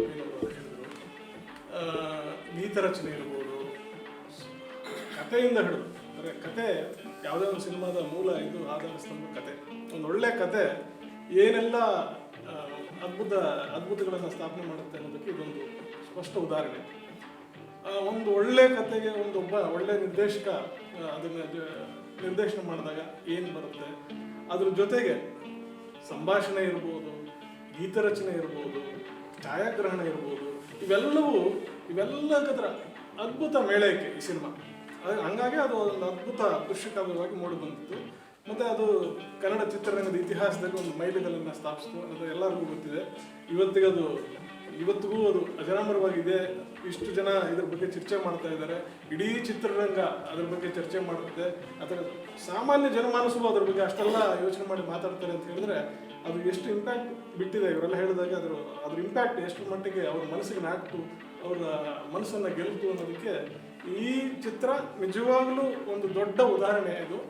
ಮತ್ತು ರಾಜ್ಕುಮಾರ್ ಸಿನಿಮಾ ನಟನೆ ಅಲ್ಲದೆ ವ್ಯಕ್ತಿಗತವಾಗಿ ಭಾಳಷ್ಟು ಜನಕ್ಕೆ ಅವ್ರ ಬಗ್ಗೆ ಒಳ್ಳೆ ಅಭಿಮಾನ ಇರೋದ್ರಿಂದ ಆತ ಸರಳ ಸಜ್ಜನಿಕೆಗೆ ತುಂಬ ಹೆಸರುವಾಸಿ ಆದಂಥ ವ್ಯಕ್ತಿ ಅದು. ಆ ಸಿನಿಮಾ ಅವರ ಪ್ರತಿರೂಪವಾಗಿತ್ತು ಅನ್ನೋದನ್ನು ಅದೇ ಹೆಚ್ಚು ಜನಕ್ಕೆ ನಾಟಿತ್ತು. ಹಾಗಾಗಿ ಆ ಸಿನಿಮಾ ಬಗ್ಗೆ ಆ್ಯಕ್ಚುಲಿ ಅಂಥ ದೊಡ್ಡ ಮೇರು ನಟ ಆತನ ಬಗ್ಗೆ ಮಾತಾಡೋಷ್ಟು ದೊಡ್ಡ ಇದು ನಮಗೆಲ್ಲ ಇದೆಯಲ್ಲ ಗೊತ್ತಿಲ್ಲ. ಬಟ್ ನಮಗೇನೋ ಒಂದು ಸಣ್ಣ ಒಂದು ಅವಕಾಶ ಬಂದ್ಬಿಟ್ಟು ನಮ್ಗೆ ಭಾಳ ಹೆಮ್ಮೆ ಅನಿಸುತ್ತೆ ನಮಗೆ ಆ ವ್ಯಕ್ತಿ ಬಗ್ಗೆ ಅವರ ಅಭಿಪ್ರಾಯವನ್ನು ನಾವು ತಿಳಿಸ್ಕೊಳ್ಳೋಕ್ಕೆ. ಕಸ್ತೂರಿ ನಿವಾಸದ 50 ವರ್ಷದ ಸಂಭ್ರಮಾಚರಣೆಯನ್ನು ಈಗ ನಾವು ಕಸ್ತೂರಿ ನಿವಾಸದ 50 ವರ್ಷದ ಸಂಭ್ರಮಾಚರಣೆಯನ್ನು ಏಪ್ರಿಲ್ 25ರಂದು ನಾವು ಅಧಿಕೃತವಾಗಿ ಆಚರಿಸಬೇಕು ಅಂತ ಮನಸ್ಸು ಮಾಡಿದ್ವಿ. ಕಾರಣಾಂತರಗಳಿಂದ ಕಾರ್ಯಕ್ರಮ ಮುಂದೂಡಲ್ಪಟ್ಟಿತ್ತು. ತಮ್ಮ ಎಲ್ಲರಿಗೂ ಗೊತ್ತಿರೋ ಹಾಗೆ ಕೋವಿಡ್-19 ಈ ಕಾರ್ಯಕ್ರಮವನ್ನು ಹಾಳು ಮಾಡಿದೆ ಅಂತ ತಿಳ್ಕೊಳ್ಳೋಣ. ಈ ಕಸ್ತೂರಿ ನಿವಾಸದ ಬಗ್ಗೆ ಅದರ ನಿರ್ದೇಶಕರಾದ ಮತ್ತು ಪ್ರೊಡ್ಯೂಸರ್ ಅವರು ನಿರ್ಮಾಪಕರು ಆದ ಸನ್ಮಾನ್ಯ ಶ್ರೀ ದೊರೆ ಭಗವಾನ್ ಅವರು ಈ ಚಿತ್ರದ ಬಗ್ಗೆ ಏನು ಹೇಳ್ತಾರೆ ಕೇಳೋಣ ಬನ್ನಿ. ಅದರಲ್ಲಿ ಭಾರತನವ್ರಿಗಂತೂ ಆ ಚಿತ್ರ ಕಲರ್ನಲ್ಲಿ ನೋಡಿದ ಮೇಲೆ ಅವ್ರ ಕಣ್ಣು ತುಂಬಿ ಬಂತು. ಯಾಕೆಂದರೆ ಎಷ್ಟು ಚೆನ್ನಾಗಿ ಮಾಡಿದ್ದಾರಪ್ಪ ಅಂತ. ಇದನ್ನು ಬ್ಲ್ಯಾಕ್ ಆ್ಯಂಡ್ ವೈಟ್ನಲ್ಲೇ ಇದನ್ನು ಅತ್ಯಂತ ಪ್ರೀತಿಯಿಂದ ಹೊಗಳದಂಥವ್ರು ಶಿವಾಜಿ ಗಣೇಶನ್. ಈ ಚಿತ್ರವನ್ನು ನೋಡಿ ಅದಕ್ಕೆ ರೈಟ್ಸ್ ತೊಗೊಂಡು ಅವರೇ ಕೊಟ್ಟಿದ್ದ ರೈಟ್ಸ್ನ ಅವರೇ ತೊಗೊಂಡು ಆ ಚಿತ್ರವನ್ನು ಮಾಡಿದರೂ ಅದೊಂದು ಯಾವುದೇ ಅಭೂತಪೂರ್ವವಾದಂಥ ಒಂದು ಪ್ರಶಂಸನಾರ್ಹವಾದಂಥ ಒಂದು ಬೆಳವಣಿಗೆ ನಮ್ಮಲ್ಲಿ ನಾವು ಕಂಡಿದ್ದು. ಹಾಗಿರುವಾಗ ನೀವು ಭಾಳ ದೊಡ್ಡ ಯೋಜನೆಯನ್ನು ದೊಡ್ಡ ರೀತಿಯಲ್ಲಿ ಮಾಡಬೇಕು ಅಂತಿದೆ. ಅದರಲ್ಲಿ ಯಾರ್ಯಾರಿದ್ದರು, ಜಯಂತಿಯವರು, ಆರತಿಯವರು, ಮಿಕ್ಕ ಯಾರು ಕಲಾವಿದರಿದ್ದರು, ಅಶ್ವತ್ಥನಾರಾಯಣ ಇದ್ದ ಅಂತ ಕಾಣಿಸುತ್ತೆ. ಇಂಥವರೆಲ್ಲ ಈಗಲೂ ಇದ್ದಾರೆ. ಚಿತ್ರ ಬೇಡ ಮಾಡೋದಿಲ್ಲ ಅಂತ ಹೇಳಿದಾಗ ರಾಜ್ಕುಮಾರ್ ಅವರು ಇಲ್ಲ, ಅವ್ರ ತಮ್ಮನ ಮಾತು ಉದಯಶಂಕರ್ ಮಾತನ್ನು ಮೀರೋಕ್ಕಾಗದೆ ಮಾಡಿದಂಥ ಚಿತ್ರ ಒಪ್ಪಿಕೊಂಡ ಮೇಲೆ ಅದಕ್ಕೆ ಜೀವ ತುಂಬಿದಂಥ ಮಹಾನ್ ಕಲಾವಿದ ರಾಜ್ಕುಮಾರ್. ಇವತ್ತು ಆ ಕಸ್ತೂರಿ ನಿವಾಸದ ಈ ಚಿತ್ರ 50ನೇ ವರ್ಷದ ಸಂಭ್ರಮಾಚರಣೆಯನ್ನು ಆಚರಿಸ್ಕೊಳ್ತಾ ಇದೆ ಅಂದರೆ ಅದಕ್ಕೆ ರಾಜ್ಕುಮಾರ್ ಅವರು ಆ ಪಾತ್ರಕ್ಕೆ ಜೀವ ತುಂಬಿ ಅಭಿನಯಿಸಿದ್ರಲ್ಲ, ಜನಗಳ ಮನಸ್ಸಲ್ಲಿ ಆ ಅದೇನು ಆ ಪಾತ್ರ ಅದು ಹೇಗೆ ನಿಂತಿದೆ ಅಂತ ಗೊತ್ತಿಲ್ಲ.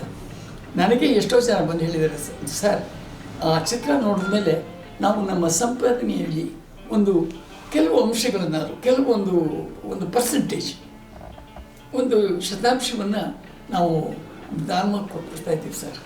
ಎಲ್ಲವನ್ನೂ ನಾವೇ ಇಟ್ಕೊಳ್ಳೋದಕ್ಕಿಂತ ಅದರ ಎಷ್ಟೋ ಭಾಗವನ್ನು ನಾವು ದಾನವಾಗಿ ಕೊಟ್ಬಿಟ್ಟಿದ್ದೀವಿ ಅಂತ ಹೇಳಿದ್ದಾರೆ.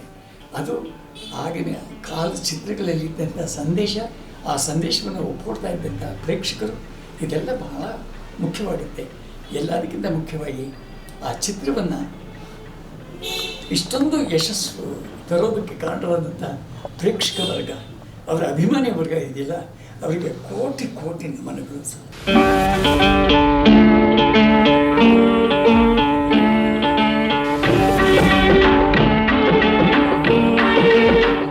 ನಾನು ಅಣ್ಣವನ್ನು ನನ್ನ ಜೀವಿತದಲ್ಲಿ 3 ಬಾರಿ ಅವನ ದರ್ಶನ ಪಡ್ತೀನಿ. ಒಂದು ಸಾರಿ ಗೋಕಾಕ್ ಗೆರಟಿನಲ್ಲಿ, ಒಂದು ಸಾರಿ ಮತ್ತು ಪಾಕಿಸ್ತಾನ ಗೆರಟಿನಲ್ಲಿ ಎಲ್ಲರೂ ಒಟ್ಟಿಗೆ ಸೈನಿಕರಿಗೆ ಕಳಿಸ್ತಾರೆ.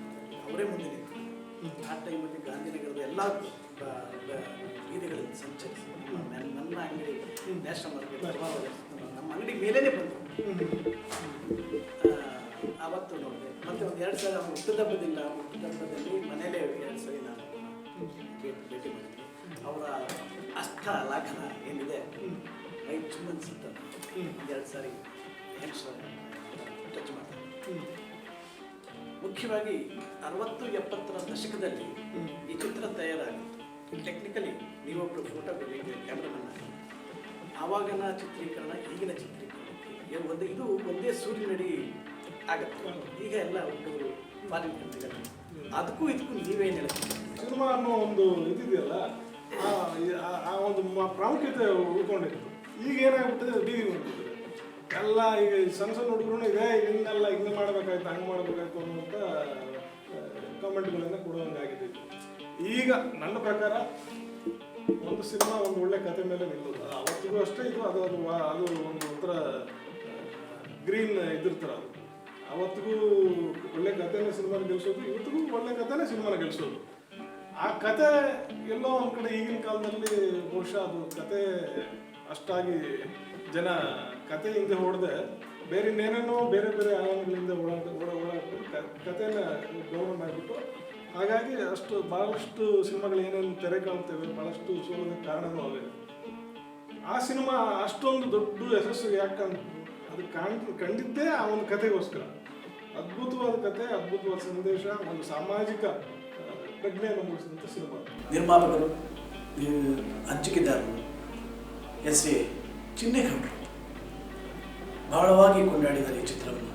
ಅದರಲ್ಲೂ ರಾಜ್ಕುಮಾರ್ ಅವರ ಭಾವನಾ ಅಭಿನಯವಂತೂ ಮನಸಾರೆ ಕೊಂಡಾಡಿದ್ದಾರೆ. ಬನ್ನಿ ಅವ್ರ ಬಾಯಿಂದಲೇ ಕೇಳೋಣ. ಆ ಹೆಸರದಲ್ಲೇ ಇದೆಯಲ್ಲಪ್ಪ, ಕಸ್ತೂರಿ ನಿವಾಸ. ಕಸ್ತೂರಿ ಅಂತ ಗೊತ್ತಲ್ಲಪ್ಪ ನಿಮಗೆ.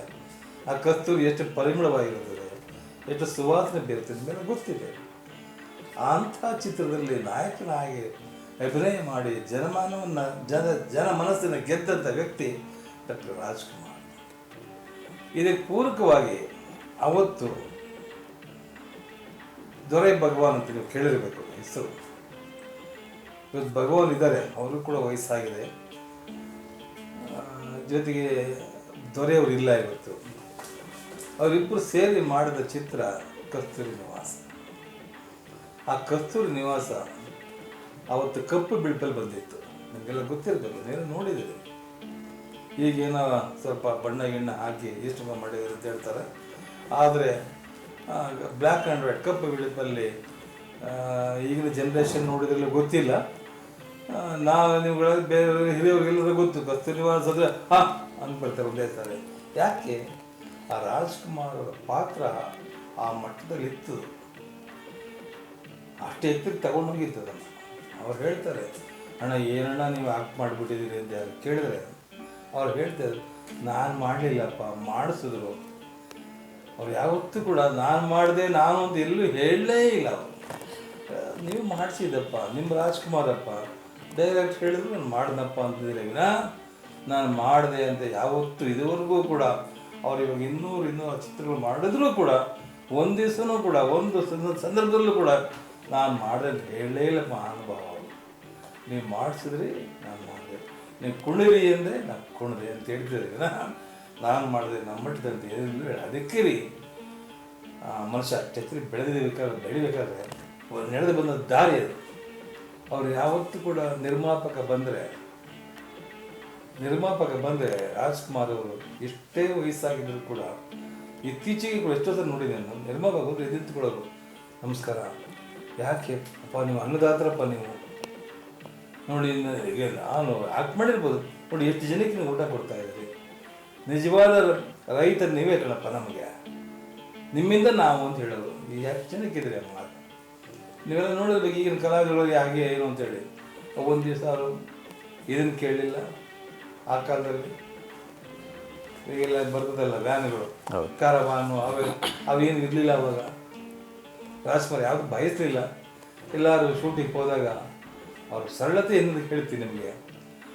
ಬಟ್ಟೆ ಬದಲಾಯಿಸ್ಕೋಬೇಕು ಅಂದಾಗ ಒಂದೊಂದು ಸಾರಿ ಮರದ ಕೆಳಗೆ ಬದಲಾಯಿಸ್ಕೊಂಡ್ಬರ್ತಾಯಿದ್ರು, ಇಲ್ಲ ಕಾರಲ್ಲೇ ಬದಲಾಯಿಸ್ಕೊತಾಯಿದ್ರು. ಇಲ್ಲ ಪಕ್ಕದಲ್ಲಿ ಯಾವುದಾದ್ರು ಮನೆ ಇದ್ದರೆ ಅಲ್ಲಿ ಹೋಗಿ ಕೇಳಿ ಅವ್ರನ್ನ ಯಾರು ಬೇಡ ಅಂತಾರೆ, ರಾಜ್ಕುಮಾರ್ ಬರ್ತಾರೆ ಅಂದರೆ ಯಾರು ಅಯ್ಯೋ ಅಣ್ಣವರ ಬನ್ನಿ ಅದು ಈ ಥರ ಒಂದು ಸರಳತೆ, ಸಜ್ಜನಿಕೆ, ನಯ, ವಿನಯ, ಇದರಿಂದ ಅವರು ಸಾಕಾರ ಮೂರ್ತಿ ಆದವರು.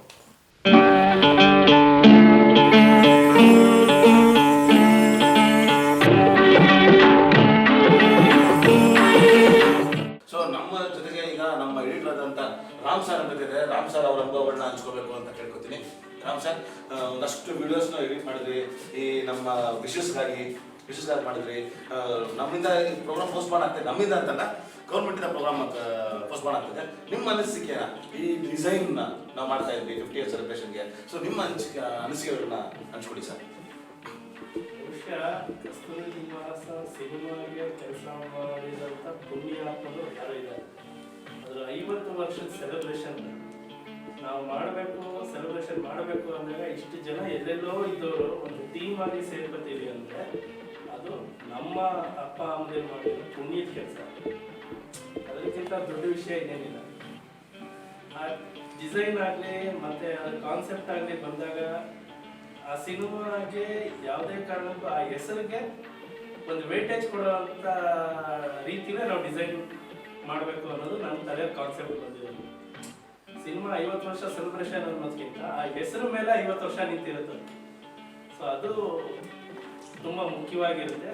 ಅದಕ್ಕೆ ಯಾವುದೇ ಕಾರಣಕ್ಕೂ ನಾವು ಕಾಂಪ್ರಮೈಸ್ ಆಗಬಾರ್ದು ಅನ್ನೋ ರೀತಿಯಲ್ಲೇ ಡಿಸೈನ್ ಆಗಲಿ, ಪ್ರಮೋಷನ್ ಆಗಲಿ, ಮತ್ತು ಬೇರೆ ಬೇರೆ ಆಯಾಮಗಳಲ್ಲಿ ಪೋಸ್ಟರ್ಸ್ ಆಗಲಿ, ಮತ್ತು ಶೂಟ್ ಆಗಲಿ, ಕಂಟೆಂಟ್ಗೆ ಏನು ಮಾಡಬೇಕು ಅನ್ನೋದನ್ನು ಕೂತ್ಕೊಂಡು ಚರ್ಚೆ ಮಾಡಿದ್ವಿ ಎಲ್ಲರೂ. ಸೊ ಅದ್ರ ಪ್ರಕಾರವಾಗಿ ಎಲ್ಲರೂ ಎಫರ್ಟ್ ಹಾಕಿದ್ವಿ, ಖುಷಿಯಿಂದ ಮಾಡಿದ್ವಿ. ಕಸ್ತೂರಿ ನಿವಾಸ ಅನ್ನೋದು ಹೆಸರು ಕೆಳಗೆ ನಾವೆಲ್ಲ ಒಂದು ಸ್ವಲ್ಪ ಕೆಲಸ ಮಾಡ್ತೀವಿ ಅಂದಾಗ ಅದು ನಮ್ಗೆ ಪುಣ್ಯ, ನಮ್ಮ ತಲೆ ಮೇಲೆ ಯಾರು ದೊಡ್ಡವರ ಆಶೀರ್ವಾದ. ಯಾಕಂದರೆ ಅಂಥ ಒಂದು ಸಿನಿಮಾ ಹೆಸರನ್ನ ನಾವು ಹುಟ್ಟಕ್ಕೂ ಮುಂಚೆ ಹಿಟ್ಟಾಗಿರೋ ಸಿನಿಮಾ 20 ವರ್ಷ ಸಂಭ್ರಮದಲ್ಲಿ ಕೆಲಸ ಮಾಡೋದು ಒಂದು ಬೇರೆ ಆಯಾಮದಲ್ಲಿ ತೋರಿಸೋಣ ಇಂಡಸ್ಟ್ರಿಗೆ. ಯಾಕಂದರೆ 50 ವರ್ಷದ ಸೆಲೆಬ್ರೇಷನ್ ಯಾವ ಸಿನಿಮಾನು ಮಾಡಿರಲಿಲ್ಲ ಇದು ತನಕ ಇಂಡಸ್ಟ್ರಿನಲ್ಲಿ. ಇದುವರೆಗೆ ಯಾವ ನಿರ್ದೇಶಕರಿಗೆ, ಯಾವ ಇವ್ರಿಗೂ ಅದು ಕಾನ್ಸೆಪ್ಟ್ ಬಂದಿರಲಿಲ್ಲ. ಸೊ ನಾವೊಂದು ಇವೆಂಟ್ ಟೀಮ್ ಆಗಿ ನಾವೊಂದು ಹೊಸದಾಗಿ ಒಂದು ಆಯಾಮ ಶುರು ಮಾಡೋಣ ಅಂದರೆ ಒಳ್ಳೆ ರೀತಿನೇ ಆಯ್ತದೆ. ಬಟ್ ಈ ಕೊರೋನಾ, ಕೋವಿಡ್, ಸರ್ಕಾರದ ನಿಯಮಗಳಿಗೆ ಸ್ವಲ್ಪ ಪೋಸ್ಟ್ಪೋನ್ ಆಗಿದೆ ಅಷ್ಟೇ. ಆದರೆ ಕೆಲಸ ಎಲ್ಲೂ ನಿಲ್ಲಿಸಿಲ್ಲ. ಈ ಕ್ಷಣ ಪ್ರತಿ ಕ್ಷಣನೂ ಕೂಡ ಅದ್ರ ಹಿಂದೆ ಕೆಲಸ ಮಾಡ್ತಾನೇ ಇದ್ದೀವಿ. ಸೊ ಒಂದು ಒಳ್ಳೆ ಸೂಕ್ತ ಸಮಯ ನೋಡಿಕೊಂಡು ನಾವು ಒಂದು ಸೆಲೆಬ್ರೇಷನ್ನ ಕೊಡ್ತೀವಿ. ನೀವೊಬ್ಬರು ಎಡಿಟರ್ ಆಗಿ ಆ ಕಸ್ತೂರಿ ನಿವಾಸದ ಚಿತ್ರದ ಯಾವ ದೃಶ್ಯ ನಿಮಗೆ ಇಷ್ಟ ಆಯಿತು? ಒಬ್ಬ ಮನುಷ್ಯ ತುಂಬ ಎತ್ತರಕ್ಕೆ ಬೆಳೆದಿರ್ತಾನೆ, ಅತಿಯಾದ ನಂಬಿಕೆ, ಆತ್ಮವಿಶ್ವಾಸದಲ್ಲಿ ಇರುತ್ತೆ. ಆ ಒಂದು ಸಂದರ್ಭದಲ್ಲಿ ಅವನ ಜೀವನ ತಿರುವುಗಳು ಏನು ತಗೊಳುತ್ತೆ ಅಲ್ಲ, ಅವರಲ್ಲಿ ಒಂದು ಕಾನ್ಸೆಪ್ಟ್ ಇದೆ. ಎಲ್ಲರ ಜೀವನದಲ್ಲೂ ಅದೊಂದು ಸಮಯ ಬಂದೇ ಬರುತ್ತೆ. ರಾಜ್ಕುಮಾರ್ ಅವರು ಒಂದು ಹದ್ದುನ ನೋಡಿ ಪಾರು ಮಾಡಕ್ಕೆ ಹೇಳ್ತಾರೆ, ಹೋಗು ಅದನ್ನ ಕುಕ್ಕಿ ಸಾಯಿಸಿ ಬಾ ಅಂತ ಹೇಳ್ತಾರೆ. ಈ ಸಿಚುವೇಶನ್ ಒಬ್ಬ ಮನುಷ್ಯನ ಜೀವನದ ಕಟ್ಟ ಕಡೆಯ ಭಾಗ ಇರುತ್ತೆ. ಅವನಿಗೆ ಗೊತ್ತು ಅದು ಸಾಧ್ಯ ಇಲ್ಲ ಅಂತ. ಆದರೂ ಆ ಆತ್ಮವಿಶ್ವಾಸ ಅನ್ನೋದು ಕಳ್ಕೊಳ್ಳಲ್ಲ ಜೀವನದಲ್ಲಿ, ಅನ್ನೋದು ಕಂಟೆಂಟ್ ಅದು. ಅಷ್ಟು ಎತ್ತರಕ್ಕೆ ಇದ್ದ ವ್ಯಕ್ತಿ, ಅಷ್ಟು ಇದ್ರಾಗ ಬರೋನು, ಅಷ್ಟು ಕಷ್ಟವನ್ನು ಅನುಭವಿಸಿ ಅದರಲ್ಲೂ ಆತ್ಮವಿಶ್ವಾಸನ ನನ್ನ ಪಾರಿವಾಳ ಅನ್ನೋದು ಹದ್ದಿಗೆ ಹೋಗಿ ಒಡೆದು ಸಾಯಿಸ್ಲಿ ಬರಲಿ ಅನ್ನೋದು ಹೇಳಿದೆಯಲ್ಲ, ಆ ಒಂದು ಲೈನ್ ಇದೆಯಲ್ಲ, ಅದು ಎಲ್ಲ ಮನುಷ್ಯರಿಗೂ ಎಲ್ಲ ಸಮಾಜದ ಜೀವನದಲ್ಲೂ ಅಳವಡಿಕೆ ಅದು. ನಾವು ಎಷ್ಟೇ ಬಿದ್ರು ಸೋಲಬಾರದು ಅನ್ನೋದೇನು ತೋರಿಸುತ್ತೆ ಸಂದೇಶವನ್ನ ಅದು ಒಂದು ಲೈನ್ ಅಲ್ಲಿ ಅದು ಹೇಳ್ಕೊಡ್ತಾರೆ ಭಗವಾನ್ ಸರ್. ಆ ಲೈನ್ ಯಾರು ಬರೋದು, ಆ ಟೀಮ್ ಅವರು ಹ್ಯಾಟ್ಸ್ ಅಪ್ ಅವ್ರಿಗೆ. ಇದು ಬೇರೆ ಡೈಮೆನ್ಷನ್ ತಗೊಳುತ್ತೆ ಸಿನಿಮಾ. ರಾಜ್ಕುಮಾರ್ ಸರ್ ಸ್ವಾವಲಂಬಿ, ಉದಾರಿ ಅಂದಾಗ ಒಂದ್ಸತಿಗೆ ಕುಸ್ತೋಗ್ಬಿಟ್ಟಾಗ ಆ ಪಾರಿವಾಳ ಹೇಳೋ ಪಾಯಿಂಟು ಬಹಳ ಬ್ಯೂಟಿಫುಲ್ ಪಾಯಿಂಟು. ಸಿನಿಮಾನ ಬೇರೆ ಡೈಮೆನ್ಷನ್ ನೋಡಬೇಕು ಅನ್ನೋ ಸ್ಥಿತಿ. ಅಂದರೆ ನಾನು ನೋಡಿದ್ದು ಬೇರೆ ಡೈಮೆನ್ಷನಲ್ಲಿ. ಸೊ ರಾಮ್ ಅವ್ರು ಹೇಳಿದಾಗ ನನಗೆ ಇನ್ನೊಂದು ಡೈಮೆನ್ಷನ್ ಅನ್ನಿಸ್ತು ಕಸ್ತೂರಿ ನಿವಾಸ. ಅಂದರೆ ಭಗವಾನ್ ಸರ್ ಎಷ್ಟು ಪ್ರೀಮೆಚ್ಯೂರ್ಡು, ಎಷ್ಟು ಪ್ಲ್ಯಾಂಡು, ಅಂದರೆ ಪ್ರತಿಯೊಂದು ಕಾನ್ಸೆಪ್ಟು, ಪ್ರತಿಯೊಂದು ಪ್ರಾಪರ್ಟಿನೂ ಈ ಗೊಂಬೆ ಇದೆಯಲ್ಲ, ಈ ಗೊಂಬೆ ಇಡೀ ಸಿನಿಮಾದ ಕಥೆಯನ್ನು ಹೇಳ್ತಾ ಹೋಗುತ್ತೆ. ಈ ಗೊಂಬೆ ಆಡಿಸಿ ನೋಡು, ಬಿಡಿಸಿ ನೋಡು, ಈ ಗೊಂಬೆ ಇಡೀ ಸಿನಿಮಾದ ರಾಜ್ಕುಮಾರ್ ಕ್ಯಾರೆಕ್ಟರ್ನ ಹೇಳ್ತಾ ಹೋಗುತ್ತೆ. ಅಂದರೆ ಭಗವಾನ್ ಸರ್ ಈ ಪಾರಿವಾಳ ಒಂದು ಕಡೆ, ಪಾರಿವಾಳದೇ ಒಂದು ಬೇರೆನೇ ಇದೆ. ಅದು ಬಿಳಿ ಪಾರಿವಾಳ, ಶಾಂತಿಯ ಸಂದೇಶ ಒಂದು ಕಡೆ ಹೋದಾಗ ಆ ಪಾರಿವಾಳದ್ದೇ ಬೇರೆ ಕತೆ, ಪಾರಿವಾಳದಿಂದ ಬೇರೆ ಕತೆ ಇದೆ ಅದೊಂದು. ಮತ್ತು ಹದ್ದು, ಇವರು ಹೇಳಿದಂಗೆ ರಾಮ್ಸರ್ ಹದ್ದು, ಮತ್ತು ಸಾರಿನ ಸೂಟು, ಸಾರ್ ಹಾಕೊಂಡು ರಾಜ್ಕುಮಾರ್ ಸರ್ ಆ ಸೂಟ್ ಹಾಕೊಂಡ್ರೆ ಅದೊಂದು ಕ್ಯಾರೆಕ್ಟರ್ನ ಹೇಳೋದು. ಅದೇ ಭಗವಾನ್ ಸರ್ ಎಲ್ಲ ಆಯಾಮದಲ್ಲೂ ಕಸೂತಿ ಕೆಲಸನ ತುಂಬ ಚೆನ್ನಾಗಿ ಮಾಡಿದ್ದಾರೆ. ಹ್ಯಾಟ್ಸ್ ಆಫ್ ಭಗವಾನ್ ಸರ್. ವರನಟ ಡಾಕ್ಟರ್ ರಾಜ್ಕುಮಾರ್ ಅವರ ಅಳಿಯ ದೇವರು ಅಂತ ತಪ್ಪಾಗಲಾರದು. ಅಳಿಯ ದೇವರೇ ಅವರ ಎಸ್ ಎ ಗೋವಿಂದರಾಜ್ ಅವರು ಮಾವನ ಅಭಿನಯದ ಬಗ್ಗೆ ಏನು ಹೇಳಿದರೆ ಕೇಳೋಣ ಬನ್ನಿ. ನಾನು ನಿರ್ಮಾಪಕ ಅನ್ನೋದಕ್ಕಿಂತ ಒಬ್ಬ ಪ್ರೇಕ್ಷಕನಾಗಿ ಆ ಚಿತ್ರದ ಬಗ್ಗೆ ನಾನು ಹೇಳ್ತೀನಿ. ಯಾಕೆಂದರೆ ಆ ಚಿತ್ರ ನಿಜವಾಗಿ ನಾನು ಎಷ್ಟು ಸರಿ ನೋಡಿದ್ರೆ ನನಗೆ ಅದಕ್ಕೆ ಕೌಂಟ್ ಮಾಡಿಲ್ಲ ನಾನು. ತುಂಬ ಅದ್ಭುತವಾದ ಚಿತ್ರ. ಎಷ್ಟು ಸರಿ ನೋಡಿದ್ದು ನನಗೆ ಗೊತ್ತಿಲ್ಲ. ಪ್ರತಿ ಸಾರಿ ನೋಡಿದಾಗ ನಾನು ಹೊಸ ಸಿನಿಮಾ ನೋಡಿದಷ್ಟೇ ಅದರಷ್ಟು ಖುಷಿ ಆಗ್ತಿತ್ತು ಆ ಪಿಕ್ಚರ್ದು. ನನಗೆ ನಿಜವಾಗಿ ಹೇಳಬೇಕು ಅಂದರೆ ಭಾರಿ ವಿಶೇಷವಾದ ಒಂದು ಚಿತ್ರ. ಜನಕ್ಕೆ ಅದು ಒಂದು ಒಳ್ಳೆ ಬೋಧನೆ ಮತ್ತು ಒಂದು ಮೆಸೇಜ್ ಇದೆ ಅಂತ ಹೇಳ್ಕೊಳಕ್ಕೆ ಇಷ್ಟಪಡ್ತೀನಿ. ಈ ಸಮಯದಲ್ಲಿ ತುಂಬ ಎಕ್ಸ್ಟ್ರಾರ್ಡನರಿ ಆಗಿದ್ದಂಥ ಒಂದು ಸಿನಿಮಾ, ಅದು ತುಂಬ ಸೂಪರ್ ಆಗಿದ್ದಂಥ ಸಿನಿಮಾ. ಆ ಸಿನಿಮಾ ನೋಡಿ ಎಷ್ಟೋ ನಾನು ಕಲ್ತ್ಕೊಂಡಿದ್ದಂದರೆ ತಪ್ಪೇನಿಲ್ಲ. ಅಷ್ಟು ಒಳ್ಳೆಯ ಚಿತ್ರ. ಮತ್ತು ಆ ಚಿತ್ರ ನೋಡ್ತಾ ಇದ್ದರೆ ನಮ್ಮ ಯಜಮಾನ್ರನ್ನ ನೆನೆಸ್ಕೊಂಡ್ರೆ ತುಂಬ ಇವತ್ತಿಗೂ ಮನಸ್ಸಿಗೆ ತುಂಬ ನೋವಾಗುತ್ತೆ. ಇವತ್ತು ನಮ್ಮ ಮುಂದೆ ಅವರಿಲ್ಲ, 15 ವರ್ಷ ಆಯಿತು. ಆದರೂ ಇವತ್ತು ಅದನ್ನು ನೆನೆಸುವಂಥ ಒಂದು ಕಾರ್ಯಕ್ರಮ ನೀವು ಮಾಡ್ತಾಯಿದ್ದೀರಾ. ಇದನ್ನು ನನಗೆ ತುಂಬ ಖುಷಿಯಾಗಿದೆ.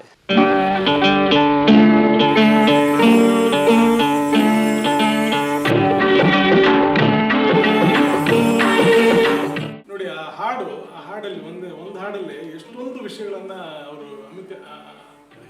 ಭಾಳಷ್ಟು ವಿಷಯಗಳನ್ನು ಅದರಲ್ಲೇ ಅಮೆರಿಕನ್ಸ್ ಹೇಳಿದ್ದಾರೆ ನೋಡಿ. ತೇಗುತ್ತಲಿದ್ದರೂ ಗಂಧದ ಪರಿಮಳ ತುಂಬಿ ಬರುವುದು, ತಾನೇ ಊರಿದರೂ ದೀಪವು ಮನೆಗೆ ಬೆಳಕ ಕೊಡುವುದು. ಇವೆಲ್ಲ ಇನ್ನೂ ಭಾಳಷ್ಟು ವಿಷಯ ಅದರಲ್ಲಿ ಹೇಳಿದ್ದಾರೆ. ಇಂಡುತ್ತಲಿದ್ದರೂ ಕಬ್ಬು ಸಿಹಿ ಕೊಡುವುದು ಅಂತ ಇಡೀ ಜೀವನದ ದರ್ಶನ ಆ 3 ಸಾಲುಗಳಲ್ಲೇ ಇದೆ. ಆ ಇಡೀ ಹಾಡು ಅಂತ ಅದ್ಭುತವಾದಂಥ ಜೀವನ ಸಂದೇಶವನ್ನು ಸಾರಿದೆ. ಅದಕ್ಕೆ ನಿಜವಾಗ್ಲೂ ಆ ಬರಹಗಾರ, ಗೀತ ರಚನೆಗಾರರು ಯಾರಿದ್ದಾರೆ ನಿಜವಾಗ್ಲೂ ಅವ್ರಿಗೆ ಹ್ಯಾಟ್ಸ್ ಆಫ್ ಹೇಳಬೇಕು.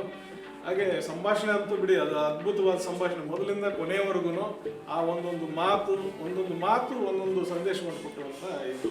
ಹಾಗೆ ಕಲಾವಿದರು, ಆ ಸಿನಿಮಾದಲ್ಲಿ ಕೆಲಸ ಮಾಡಿದಂಥ ಎಲ್ಲ ಕಲಾವಿದರು ಆ ಪಾತ್ರವನ್ನು ಅವರು ಜೀವಿಸಿದ್ದಾರೆ. ಅದು ಆಲ್ರೆಡಿ ನವೀನ್ ಅವ್ರು ಹೇಳಿದ್ರು. ಯಾವ ಪಾತ್ರ ಕಮ್ಮಿ, ಯಾವುದು ಜಾಸ್ತಿ ಅಂತ ಹೇಳೋದಕ್ಕೆ ಆಗೋದಿಲ್ಲ. ಆ ಮಟ್ಟಕ್ಕೆ ಒಬ್ಬೊಬ್ಬರು ಅದಕ್ಕೆ ಜೀವ ತುಂಬಿಟ್ಟಿದ್ದಾರೆ ಆ ಪಾತ್ರಗಳಿಗೆ. ಹಾಗಾಗಿ ಒಟ್ಟಾರೆ ಈ ಸಿನಿಮಾ ಒಂದು ನಿಜವಾಗ್ಲೂ ಅದಕ್ಕೆ ಯಾವ ರೀತಿ ಯಾವ ಪದ ಲೇಪನ ಮಾಡಬೇಕು ನನಗೆ ಅರ್ಥ ಆಗ್ತಿಲ್ಲ. ಇವತ್ತು ಸಂಭಾಷಣೆ ನಾವು ಆಡು ಭಾಷೆ ತಗೊಂಡು ಮಾತಾಡ್ತೀವಿ. ಆಮೇಲೆ ಜಿ.ಕೆ. ವೆಂಕಟೇಶ್ವರ ಸಂಗೀತ ಅದ್ಭುತವಾಗಿದೆ. ಶ್ರೀ ಪಿ.ಬಿ. ಶ್ರೀನಿವಾಸ್ ಅವರ ಹಿಂದಿನ ಗಾಯನ ಇವತ್ತಿಗೂ ನಮ್ಮ ಮನಸ್ಸಲ್ಲಿ ಅಂಚಲಿಯಲ್ಲಿರುತ್ತದೆ.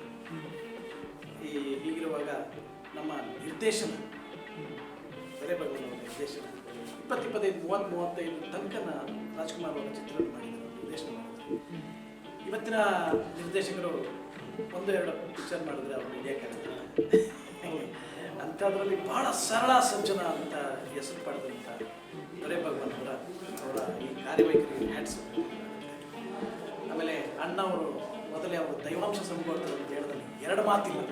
ಅದಕ್ಕೆ ಖಂಡಿತ ನಮ್ಮ ದೇಶದ ವರಪುತ್ರ, ನಮ್ಮ ಕನ್ನಡ ನಾಡಿನ ವರಪುತ್ರ, ವರನಟ, ಎರಡು ಮಾತಿಲ್ಲ. ಚಿತ್ರರಂಗದ ಬಗ್ಗೆ, ಕಸ್ತೂರಿ ನಿವಾಸ ಚಿತ್ರದ ಬಗ್ಗೆ ಹಾಗೂ ನಮ್ಮ ರಾಜ್ಕುಮಾರ್ ಬಗ್ಗೆ, ಚಿತ್ರರಂಗದ ಅನೇಕ ಗಣ್ಯರು, ತಾಂತ್ರಿಕ ವರ್ಗದವರು, ನಿರ್ದೇಶಕರು, ನಿರ್ಮಾಪಕರು ಅವರ ಮನಸ್ಸಾರೆ ಕೊಂಡಾಡಿದ್ದಾರೆ. ಬನ್ನಿ, ಯಾರ್ಯಾರು ಏನೇನು ಮಾತಾಡಿದ್ದಾರೆ ಕೇಳೋಣ ಬನ್ನಿ. ಜಿ.ಕೆ. ವೆಂಕಟೇಶ್ ಅಣ್ಣವರು ಮತ್ತು ಜಿ.ಕೆ. ವೆಂಕಟೇಶ್ ಸಂಬಂಧ ಇದೆಯಲ್ಲ, ಬಹಳ ಅನ್ಯೋನ್ಯವಾದದ್ದು. ಯಾರ ಹೃದಯ ಯಾರಲ್ಲಿದೆ ಅಂತ ಹೇಳಿ ನಾವು ಪತ್ತೆ ಹಚ್ಚಬೇಕಾಗಿತ್ತು. ಜಿ.ಕೆ. ವೆಂಕಟೇಶ್ ಒಬ್ಬರನ್ನೇ ಮುತ್ತುರಾಜ ಅಂತ ಹೇಳ್ತಾ ಇದ್ದರು. ಮುತ್ತುರಾಜ ಅಂತಲೇ ಅವ್ರು ಸಂಬೋಧನೆ ಮಾಡ್ತಾ ಇದ್ದರು. ಜಿ.ಕೆ. ವೆಂಕಟೇಶ್ ಅದಕ್ಕೆ ಸಂಗೀತ ನೀಡ್ತಾರೆ. ಎಲ್ ವೈದ್ಯನಾಥನ್ ಅವರಿಗೆ ಸಹಕಾರ ನೀಡ್ತಾ ಹೋಗ್ತಾರೆ ಆರ್ಕೆಸ್ಟ್ರೇಷನ್. ನಮ್ಮ ಚಾಮುಂಡೇಶ್ವರಿ ಸ್ಟುಡಿಯೋದಲ್ಲೇ ಅದು ನಿರ್ಮಾಣ ಆಗಿತ್ತು. 18 ರೀಲ್ನಲ್ಲಿರ್ತಕ್ಕಂಥ ಈ ಚಿತ್ರದಲ್ಲಿ ಅಣ್ಣ ಅವರು ನಾಯಕನ ಪಾತ್ರವನ್ನು ಅಭಿನಯಿಸಿದರು. ಮುಖ್ಯವಾಗಿ ಈ ನಾಯಕನ ಪಾತ್ರ ತ್ಯಾಗದ ಕತೆ. ಏನನ್ನೂ ಬೇಡಲಿಲ್ಲ, ಎಲ್ಲ ನೀಡಿದ್ದೆ, ನೀಡಿದ್ದು ಅಷ್ಟೇ. ಆ ಅಣ್ಣವರ ಪಾತ್ರದಲ್ಲೇನೆ ಉದಾರತೆ ಇರೋದು ನೋಡಿದ್ದೇವೆ. ಬೆಂಕಿಪಟ್ಟಣದ ಕಾರ್ಖಾನೆಯ ಅದರ ಮಾಲೀಕರಾಗಿ ತುಂಬಾ ಚೆನ್ನಾಗಿ ಅಣ್ಣವರು ಅಭಿನಯಿಸಿದ್ದಾರೆ. ಅಶ್ವಥ್ ಅಭಿನಯ ಕೂಡ ಸ್ಮರಣೀಯವಾದಂತಹದ್ದು. ಇಡೀ ಕುಟುಂಬ ಕುಳಿತು ನೋಡ್ಬೋದು ಅವತ್ತು. ಇವತ್ತು ಎಷ್ಟೋ ಹಾಡುಗಳನ್ನು ಯೂಟ್ಯೂಬ್ ಅಲ್ಲೋ ಎಲ್ಲಾದ್ರೂ ಬರ್ತಾ ಇದ್ರೆ ಆ ಹಾಡುಗಳನ್ನ ನಾವು ಒಬ್ರೇನೆ ವೈಯಕ್ತಿಕವಾಗಿಯೇ ನೋಡಕ್ಕಾಗಲ್ಲ. ಇನ್ನು ಕೌಟುಂಬಿಕವಾಗಿ ಎಲ್ಲ ಕುಳಿತು ನೋಡುವಂಥದ್ದು, ಟಿವಿ ಕನೆಕ್ಟ್ ಮಾಡ್ಕೊಂಡು ನೋಡುವಂಥದ್ದು ಇದ್ರೆ. ಆದ್ರೆ ಅಣ್ಣವರು ಆತರ ಯಾವತ್ತೂ ಅವಕಾಶ ಮಾಡಿಕೊಂಡೇ ಇಲ್ಲ. ಕೌಟುಂಬಿಕ ಮೌಲ್ಯಗಳು, ಕನ್ನಡದ ಮಣ್ಣಿನ ಗುಣ, ದೇಸಿ ಸತ್ವ, ಸಂಸ್ಕೃತಿಯ ಪರಿಚಾರಿಕೆ, ಪಾತ್ರ ಪೋಷಣೆ, ವ್ಯಕ್ತಿತ್ವದ ನಿರ್ಮಾಣ, ಇದೆಲ್ಲದರಿಂದ ಕಸ್ತೂರಿ ನಿವಾಸ ಈಗಲೂ ಕೂಡ ಆಚರಣೆಗೆ, ಸಂಭ್ರಮಕ್ಕೆ, ಆರಾಧನೆಗೆ ಒಳಗಾಗಬಲ್ಲ ಚಿತ್ರ ಅಂತ ಹೇಳಿ ನಾನು ಅಂದ್ಕೊಂಡಿದ್ದೇನೆ. ನಾನಂತೂ ಕೂಡ ಬಣ್ಣದ ಅವತರಣಿಕೆಯನ್ನು ನೋಡಿದ್ದೇನೆ, ಹಿಂದೆ ಕಪ್ಪು ಬಿಳುಕಲ್ಲೂ ನೋಡಿದ್ದೇನೆ, ಮೆಚ್ಕೊಂಡಿದ್ದೇನೆ. ಅಣ್ಣವ್ರ ಬಗ್ಗೆ ಹೇಳ್ತಾ ಹೋದ್ರೆ ಅದೊಂದು ಮಹಾಕಾವ್ಯ ಆಗುತ್ತೆ. ನಿಜವಾಗಿಯೂ ಕೂಡ ಅವರ ಒಂದು ಮಹಾಕಾವ್ಯದ ವಸ್ತುವೇ. ಯಾರನ್ನ ಧೀರ, ಉದಾತ್ತ, ಧೀರೋದಾತ್ತ ಅಂತ ಹೇಳಿ ಜನನಾಯಕನ ಕರೀತೇವೆ. ಅಂತ ಧೀರೋದಾತ್ತ ಗುಣ ಅವರಲ್ಲಿದೆ. ಅವರ ಚಿತ್ರಗಳು ಅಂದ್ರೆ ನಮ್ಮ ರಾಮಾಯಣ ಮಹಾಭಾರತಗಳಲ್ಲಿ 18 ಬಗೆಯ ವರ್ಣನೆಗಳನ್ನ ಕವಿಗಳು, ಮಹಾಕವಿಗಳು ಕೊಡ್ತಾರೆ. ಅವ್ರ ಚಿತ್ರಗಳು ಅಂತಂದ್ರೆ ಈ 18 ಬಗೆಯ ವರ್ಣನೆಗಳಿರ್ತಕ್ಕಂಥ ಎಲ್ಲ ಸನ್ನಿವೇಶಗಳು ಆ ಥರ ಇರ್ತಕ್ಕಂಥದ್ದು. ಸದಭಿರುಚಿಯ ನಿರ್ಮಾಣಕ್ಕೆ ಮತ್ತೊಂದು ಹೆಸರು ಡಾಕ್ಟರ್ ರಾಜ್. ಒಟ್ಟಾರೆ ಏನ್ ಹೇಳ್ಬೋದು ಅಣ್ಣ ಅವ್ರ ಬಗ್ಗೆ ಅಂತಂದ್ರೆ, ಕನ್ನಡಕ್ಕೊಬ್ಬನೇ ಡಾಕ್ಟರ್ ರಾಜ್. ಇಡೀ ಬಾನಂಗಳಕ್ಕೆ ಒಬ್ಬ ಸೂರ್ಯ, ಒಬ್ಬನೇ ಸೂರ್ಯ. ಕನ್ನಡ ಚಲನಚಿತ್ರರಂಗಕ್ಕೆ ಒಬ್ಬನೇ ಅಜರಾಮರ ಸೂರ್ಯ, ಚಿರಂತನ ಸೂರ್ಯ ಡಾಕ್ಟರ್ ರಾಜ್ಕುಮಾರ್. ಅವರಿಗೆ ನನ್ನ ನುಡಿದ ನಮ್ಮ ಕಸ್ತೂರಿ ನಿವಾಸಕ್ಕೆ 50 ವರ್ಷಗಳ ಸಂಭ್ರಮ. ಇದು ನಿಜಕ್ಕೂ ಆಶ್ಚರ್ಯ ಮತ್ತು ಸಂತೋಷ. ನಾವೆಲ್ಲ ಚಿಕ್ಕ ಹುಡುಗರಾಗಿದ್ದಾಗ ನಮ್ಮ ಹಳ್ಳಿ ಪಕ್ಕದ ಟೂರಿಂಗ್ ಟಾಕೀಸ್ಗೆ ಹೋಗಿ ಎತ್ತಿನ ಗಾಡಿ ಟ್ರ್ಯಾಕ್ಟರ್ನಲ್ಲಿ ಹೋಗಿ ಕಸ್ತೂರಿ ನಿವಾಸ ನೋಡಿದಂತಹ ಒಂದು ಮಧುರವಾದ ನೆನಪು. ಇದೊಂದು ಸಾರ್ವತ್ರಿಕವಾದ ಮತ್ತು ಸಾರ್ವಕಾಲಿಕವಾದ ಸಿನಿಮಾ. ಕೆ.ಸಿ. ಗೌಡ ಅವರ ನಿರ್ಮಾಣ, ದೊರೈ ಭಗವಾನ್ ಅವರ ನಿರ್ದೇಶನ, ಡಾಕ್ಟರ್ ರಾಜ್ಕುಮಾರ್ ಅವರು, ಜಯಂತಿಯವರು, ಆರತಿ, ಅಶ್ವಥ್, ಈ ಎಲ್ಲ ಮಹನೀಯರ ಅದ್ಭುತವಾದಂತಹ ಅಭಿನಯ, ಜಿ.ಕೆ. ವೆಂಕಟೇಶ್ ಅವರ ಮಧುರವಾದ ಸಂಗೀತ, ಜಿ. ಉದಯಶಂಕರ್ ಅವರ ಆಡಿಸಿ ನೋಡು ಬೀಳಿಸಿದವರು, ಆಮೇಲೆ ನನಗೆ ಅತ್ಯಂತ ಫೇವರಿಟ್ ಆದಂತಹ ನೀ ಬಂದು ನಿಂತಾಗ ನಿಂತು ನೀ ನಕ್ಕಾಗ, ಆರೆಂಜ್ ಜಯಗೋಪಾಲ್ ಅವರ ಗೀತರಚನೆ, ವಿ ಶ್ರೀನಿವಾಸ್ ಮತ್ತು ಪಿ ಸುಶೀಲ ಅವರ ಅಮೋಘವಾದ ಗಾಯನ, ಇಷ್ಟೆಲ್ಲ ಒಳ್ಳೆಯ ಅಂಶಗಳು ಸಿನಿಮಾದಲ್ಲಿ. ನಮ್ಮ ಪ್ರೀತಿಯ ಕನ್ನಡ DNA ವಾಹಿನಿ ತನ್ನ ಆರಂಭೋತ್ಸವಕ್ಕೆ ಈ ಕಸ್ತೂರಿ ನಿವಾಸದ 50ನೇ ವರ್ಷದ ಸಂಭ್ರಮಾಚರಣೆಯನ್ನು ಬಳಸಿಕೊಳ್ತಿರ್ತಕ್ಕಂಥದ್ದು ನನಗೆ ತುಂಬ ಖುಷಿಯಾಗಿದೆ. ಬಹುಶಃ ನನಗೆ ತಿಳಿದ ಹಾಗೆ ಯಾವುದೇ ಒಂದು ವಾಹಿನಿ ಈ ಥರದ ಪ್ರಯೋಗ ಮಾಡಿಲ್ಲ. ಹಾಗಾಗಿ ಅಂದು ಕಸ್ತೂರಿ ನಿವಾಸವನ್ನು ಸೃಷ್ಟಿಸಿದಂತಹ ಎಲ್ಲ ಸೃಜನಶೀಲ ಮನಸ್ಸುಗಳಿಗೆ ಇಂದು DNA ಕನ್ನಡ ವಾಹಿನಿಯನ್ನು ಪ್ರಾರಂಭ ಮಾಡಿರ್ತಕ್ಕಂಥ ಎಲ್ಲ ತಂಡಕ್ಕೆ ಶುಭ ಕೋರ್ತಾ ಏಪ್ರಿಲ್ 25 ಭಾನುವಾರ ನಡೆಯತಕ್ಕಂಥ ಈ ಕಾರ್ಯಕ್ರಮಕ್ಕೆ ಎಲ್ಲ ರೀತಿಯ ಯಶಸ್ಸು ಸಿಗಲಿ, ಅದಕ್ಕಿಂತ ಈ ಕಾರ್ಯಕ್ರಮ ಅರ್ಥಪೂರ್ಣವಾಗಿರಲಿ ಅಂತ ಹೇಳಿ ಶುಭ ಹಾರೈಸ್ತೇನೆ. ಕಸ್ತೂರಿ ನಿವಾಸ ಚಿತ್ರ ರಿಲೀಸ್ ಆಗಿ 50 ವರ್ಷ ಆಯಿತು. ಒಂದು ನಂಬಕ್ಕಾಗಲ್ಲ.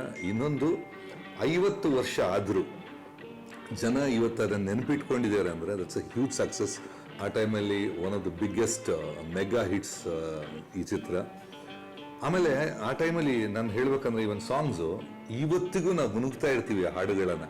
ಅಷ್ಟು ನಮ್ಮ ಮನದ ಆಳಗಳು ಹೊಕ್ಕು ಅಂದರೆ ಒಂದು ಮನೆ ಮಾಡಿದೆ ಸಾಂಗ್ಗಳು. GK ವೆಂಕಟೇಶ್ ಸಂಗೀತ, ಭಗವಾನ್ ಅವರ ನಿರ್ದೇಶನ, ಆ್ಯಂಡ್ ಅಫ್ಕೋರ್ಸ್ ನಮ್ಮೆಲ್ಲರೂ ಫೇವ್ರೇಟು ಡಾಕ್ಟರ್ ರಾಜ್ಕುಮಾರ್ ಅವರ ಅಭಿನಯದ ಚಿತ್ರ. ಆ ಟೈಮಲ್ಲಿ ಐ ಥಿಂಕ್ ಇದು ಕಸ್ತೂರಿ ನಿವಾಸ, ಬಂಗಾರದ ಮನುಷ್ಯ, ದೀಸ್ ಆರ್ ಆಲ್ ಅಂದರೆ ಒಂಥರ ಲೆಜೆಂಡ್ರಿ ಸಿನಿಮಾಗಳು. GK ವೆಂಕಟೇಶ್ ನನ್ನ ಲೆಕ್ಕದಲ್ಲಿ ಅದು ಒನ್ ಆಫ್ ದ ವೆರಿ ಚಿತ್ರ ಸಂಗೀತಕ್ಕೆ ಒಂದು ಹೊಸ ಮೆರುಗನ ತಂದ ಮ್ಯೂಸಿಕ್ ಡೈರೆಕ್ಟರು. ಇದರಲ್ಲ ಅಷ್ಟೇ, ಇವತ್ತಿಗೆ ಎಲ್ಲ ಫಂಕ್ಷನ್ಗಳಿಗೆ ಆಡಿಸಿದಾತ ಬೇಸರ ಮೂಡಿ ಆಟ ನಿಲ್ಲಿಸ್ತಾ ಅದು ಇವತ್ತಿಗೂ ವರ್ಕ್ ಆಗುತ್ತೆ. ಇವತ್ತು ಎಲ್ಲದಕ್ಕೆ ಯೂಸ್ ಮಾಡ್ತಾನೆ ಇದ್ದಾರೆ. ದೋ it's 50 years old. The best ನಾನು ಹೇಳ್ಬೇಕಾದ್ರೆ one of the lovely romantic numbers, ನೀ ಬಂತು ನಿಂತಾಗ, ದಟ್ಸ್ ಲವ್ಲಿ ಕಂಪೋಸಿಷನ್ಸು. ಸೊ ಒಮ್ಮೊಮ್ಮೆ ಅನಿಸುತ್ತೆ ಆ ಥರದ ಸಿನಿಮಾಗಳು ಈಗ ಬರಬೇಕು, ಯಾಕೆ ಬರ್ತಾ ಇಲ್ಲ ಅಂತ. ಬಟ್ ಯಾವತ್ತು ಆಯಾ ಟೈಮಿಗೆ ಒಂದೊಂದು ಪ್ಯಾಟರ್ನ್ಸ್ ಬರ್ತಾ ಇರುತ್ತೆ. ಬಟ್ ಒಂದು 50 ವರ್ಷ ಆದರೂ ನಮಗೆ ಇನ್ನ ಮನಸ್ಸಲ್ಲಿ ನೆಲೆಯೂರಿದ ಚಿತ್ರ ಇದು. ಹಾಗೆ ಸಾಂಗ್ಸ್ ಆಗಲಿ, ದ ಹೋಲ್ ಫಿಲ್ಮ್ ಇವತ್ತಿಗೂ ಇರುತ್ತೆ. ಯಾಕೆಂದರೆ ಕೆಲವೊಮ್ಮೆ ಈಗ ಒಂದು ವಾರದ ನಂತರ ಚಿತ್ರ ಯಾವುದನ್ನು ನಮಗೂ ನೆನಪಿರಲ್ಲ. ಪರ್ಫಾರ್ಮೆನ್ಸ್ ಆಗಲಿ, ಮ್ಯೂಸಿಕ್ ಬಗ್ಗೆ ಮಾತಾಡಿದ್ರೆ, ಆ್ಯಂಡ್ ಆ ಸಾಂಗ್ನ ಆಡಿಸಿ ನೋಡು ಬೀಳಿಸಿ ನೋಡು, ಇತ್ತೀಚೆಗೆ ಅದರ ಒಂದು ವರ್ಷನ್ ಮಾಡಿದ್ರು, ಅದೇ ಕಿತ್ಕೊಂಡು ಹೋಯ್ತು. It's a huge hit. So ಆ ಸಾಂಗ್ಸಲ್ಲಿ ಸೋಲ್ ಎಷ್ಟಿದೆ ಅಂತ ನಾವೇ ಯೋಚನೆ ಮಾಡಬೇಕಾಗತ್ತೆ. ಆ ಸೋಲನ್ನು ಸಾಂಗ್ಸ್ ಇದ್ದಿದ್ದರಿಂದ ನಮ್ಮ ಮನಸ್ಸಲ್ಲಿ ಅಚ್ಚೊತ್ತಿದೆ ಅಂತ ಹೇಳಬೇಕು.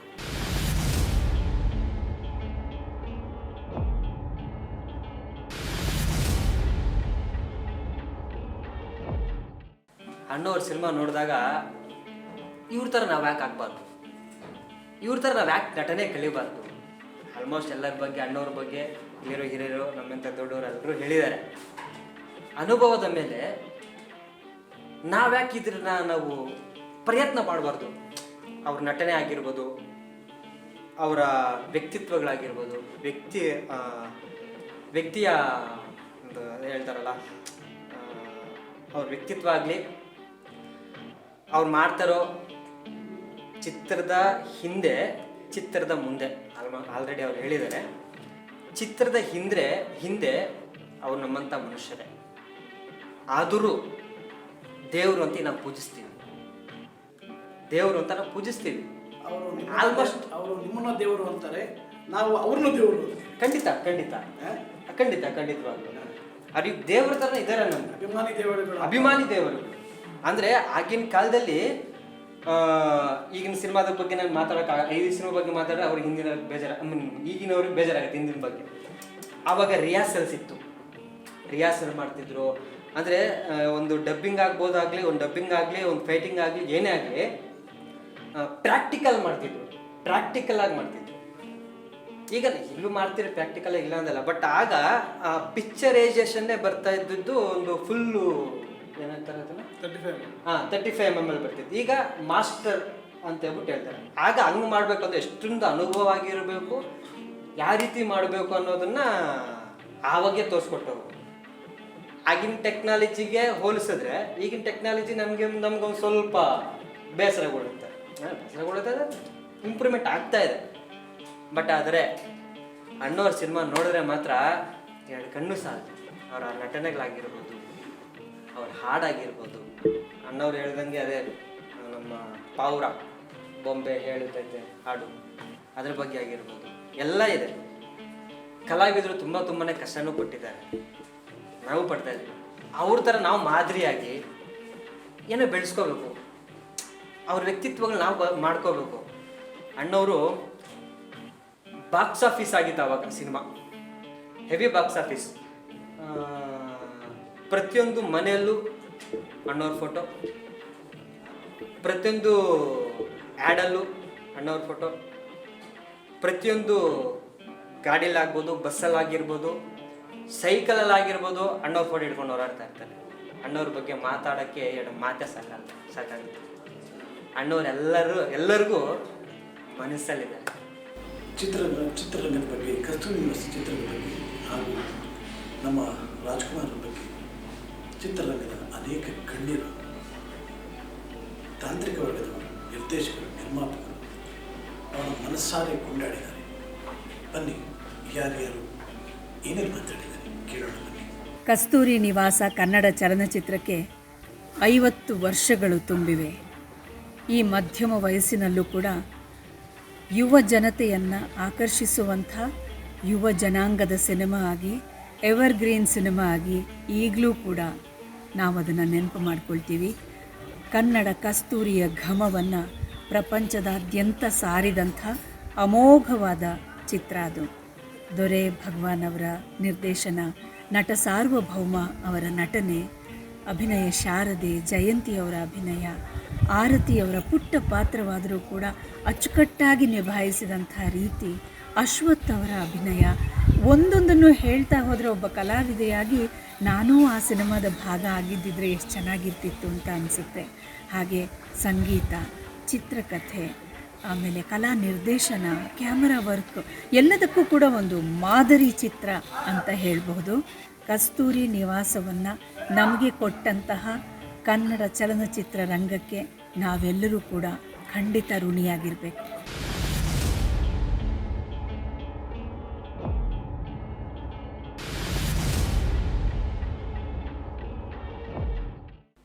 ಯಾವಾಗಲೂ ರಾಜೇಂದ್ರ ಸಿಂಗ್ ಬಾಬು ಅವರು ಒಂದು ಇಂಟರ್ವ್ಯೂನಲ್ಲಿ ಹೇಳ್ತಾರೆ, ಸಿನಿಮಾ ಕಥೆ ಅಂತ ಒಂದು ಮುತ್ತಿನ ಹಾರ ಪೋಣಿಸ್ದಂಗೆ ಅದು. ಒಂದು ಸಿನಿಮಾ ಅಂದರೆ ಒಂದು ಮುತ್ತಿನ ಹಾರ ಪೋಣಿಸ್ದೆ ರೆಡಿ ಮಾಡೋ ಥರ, ಆ ಹೆಸರು ಮೇಲೆ ಅವ್ರು ಮುತ್ತಿನ ಹಾರ ಅಂತ ಅದಕ್ಕೆ ಟೈಟ್ಲ್ ಆ ವಿಷ್ಣುವರ್ಧನ್ ಮಾಡಿದ ಸಿನಿಮಾ. ಒಂದೊಂದು ಮುತ್ತು ಫಸ್ಟ್ ಫ್ರೇಮಿಂದ ಸ್ಟಾರ್ಟ್ ಆದರೆ ಕೊನೆ ಫ್ರೇಮು ಎಲ್ಲರಿಗೂ ಅಬ್ಸರ್ವ್ ಮಾಡಿರ್ಬೇಕು. ಈ ಕೈ ಯಾವತ್ತು ಭೂಮಿ ನೋಡುತ್ತೆ ಹೊರತು ಆಕಾಶ ನೋಡಲ್ಲ ಅನ್ನೋ ಫಸ್ಟ್ ಡೈಲಾಗು ಫಸ್ಟ್ ಫ್ರೇಮಲ್ಲಿ ಓಪನಿಂಗ್ ಆಗುತ್ತೆ. ಫಸ್ಟ್ ಡೈಲಾಗ್ ಕೊನೆಯಲ್ಲಿ ಅದೇ ಡೈಲಾಗ್ ರೆಡ್ ಆಗಿದೆ.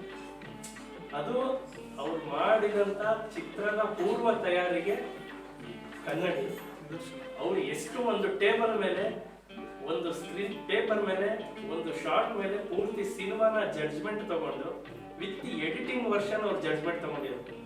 ಯಾವತ್ತು ಕಾಶಿನಾಥ್ ಸರ್ ನಮಗೆ, ನಾನು ಅವ್ರ ಜೊತೆ ಅಸೋಸಿಯೇಟ್ ಆಗಿ ಮಾಡಬೇಕಾದ್ರೆ, ಒಂದು ಸಿನಿಮಾ ನಿನ್ನ ಕತೆ ಬರೀಬೇಕಾದ್ರೆ ಪೂರ್ತಿ ಸಿನಿಮಾನ ನಿನ್ನ ಟೇಬಲ್ ಮೇಲೆ ನೀನು ನೋಡಬೇಕು ಒಬ್ಬ ಡೈರೆಕ್ಟರ್ ಆದವರು, ಅನಂತರ ನೀನು ಶೂಟಿಂಗ್ ಹೋಗ್ಬೇಕು. ಈ ಥರ ಸಣ್ಣ ಸಣ್ಣ ವಿಷಯಗಳು ಅನ್ನೋದಕ್ಕಿಂತ ಇದು ಕೆಲವ್ರಿಗೆ ಗೊತ್ತಿರೋದು ಸಣ್ಣ ವಿಷಯ ಅಂತ, ಆದರೆ ಮೇಜರ್ ಪಾಯಿಂಟ್ ಇದೆ ಸಿನಿಮಾ.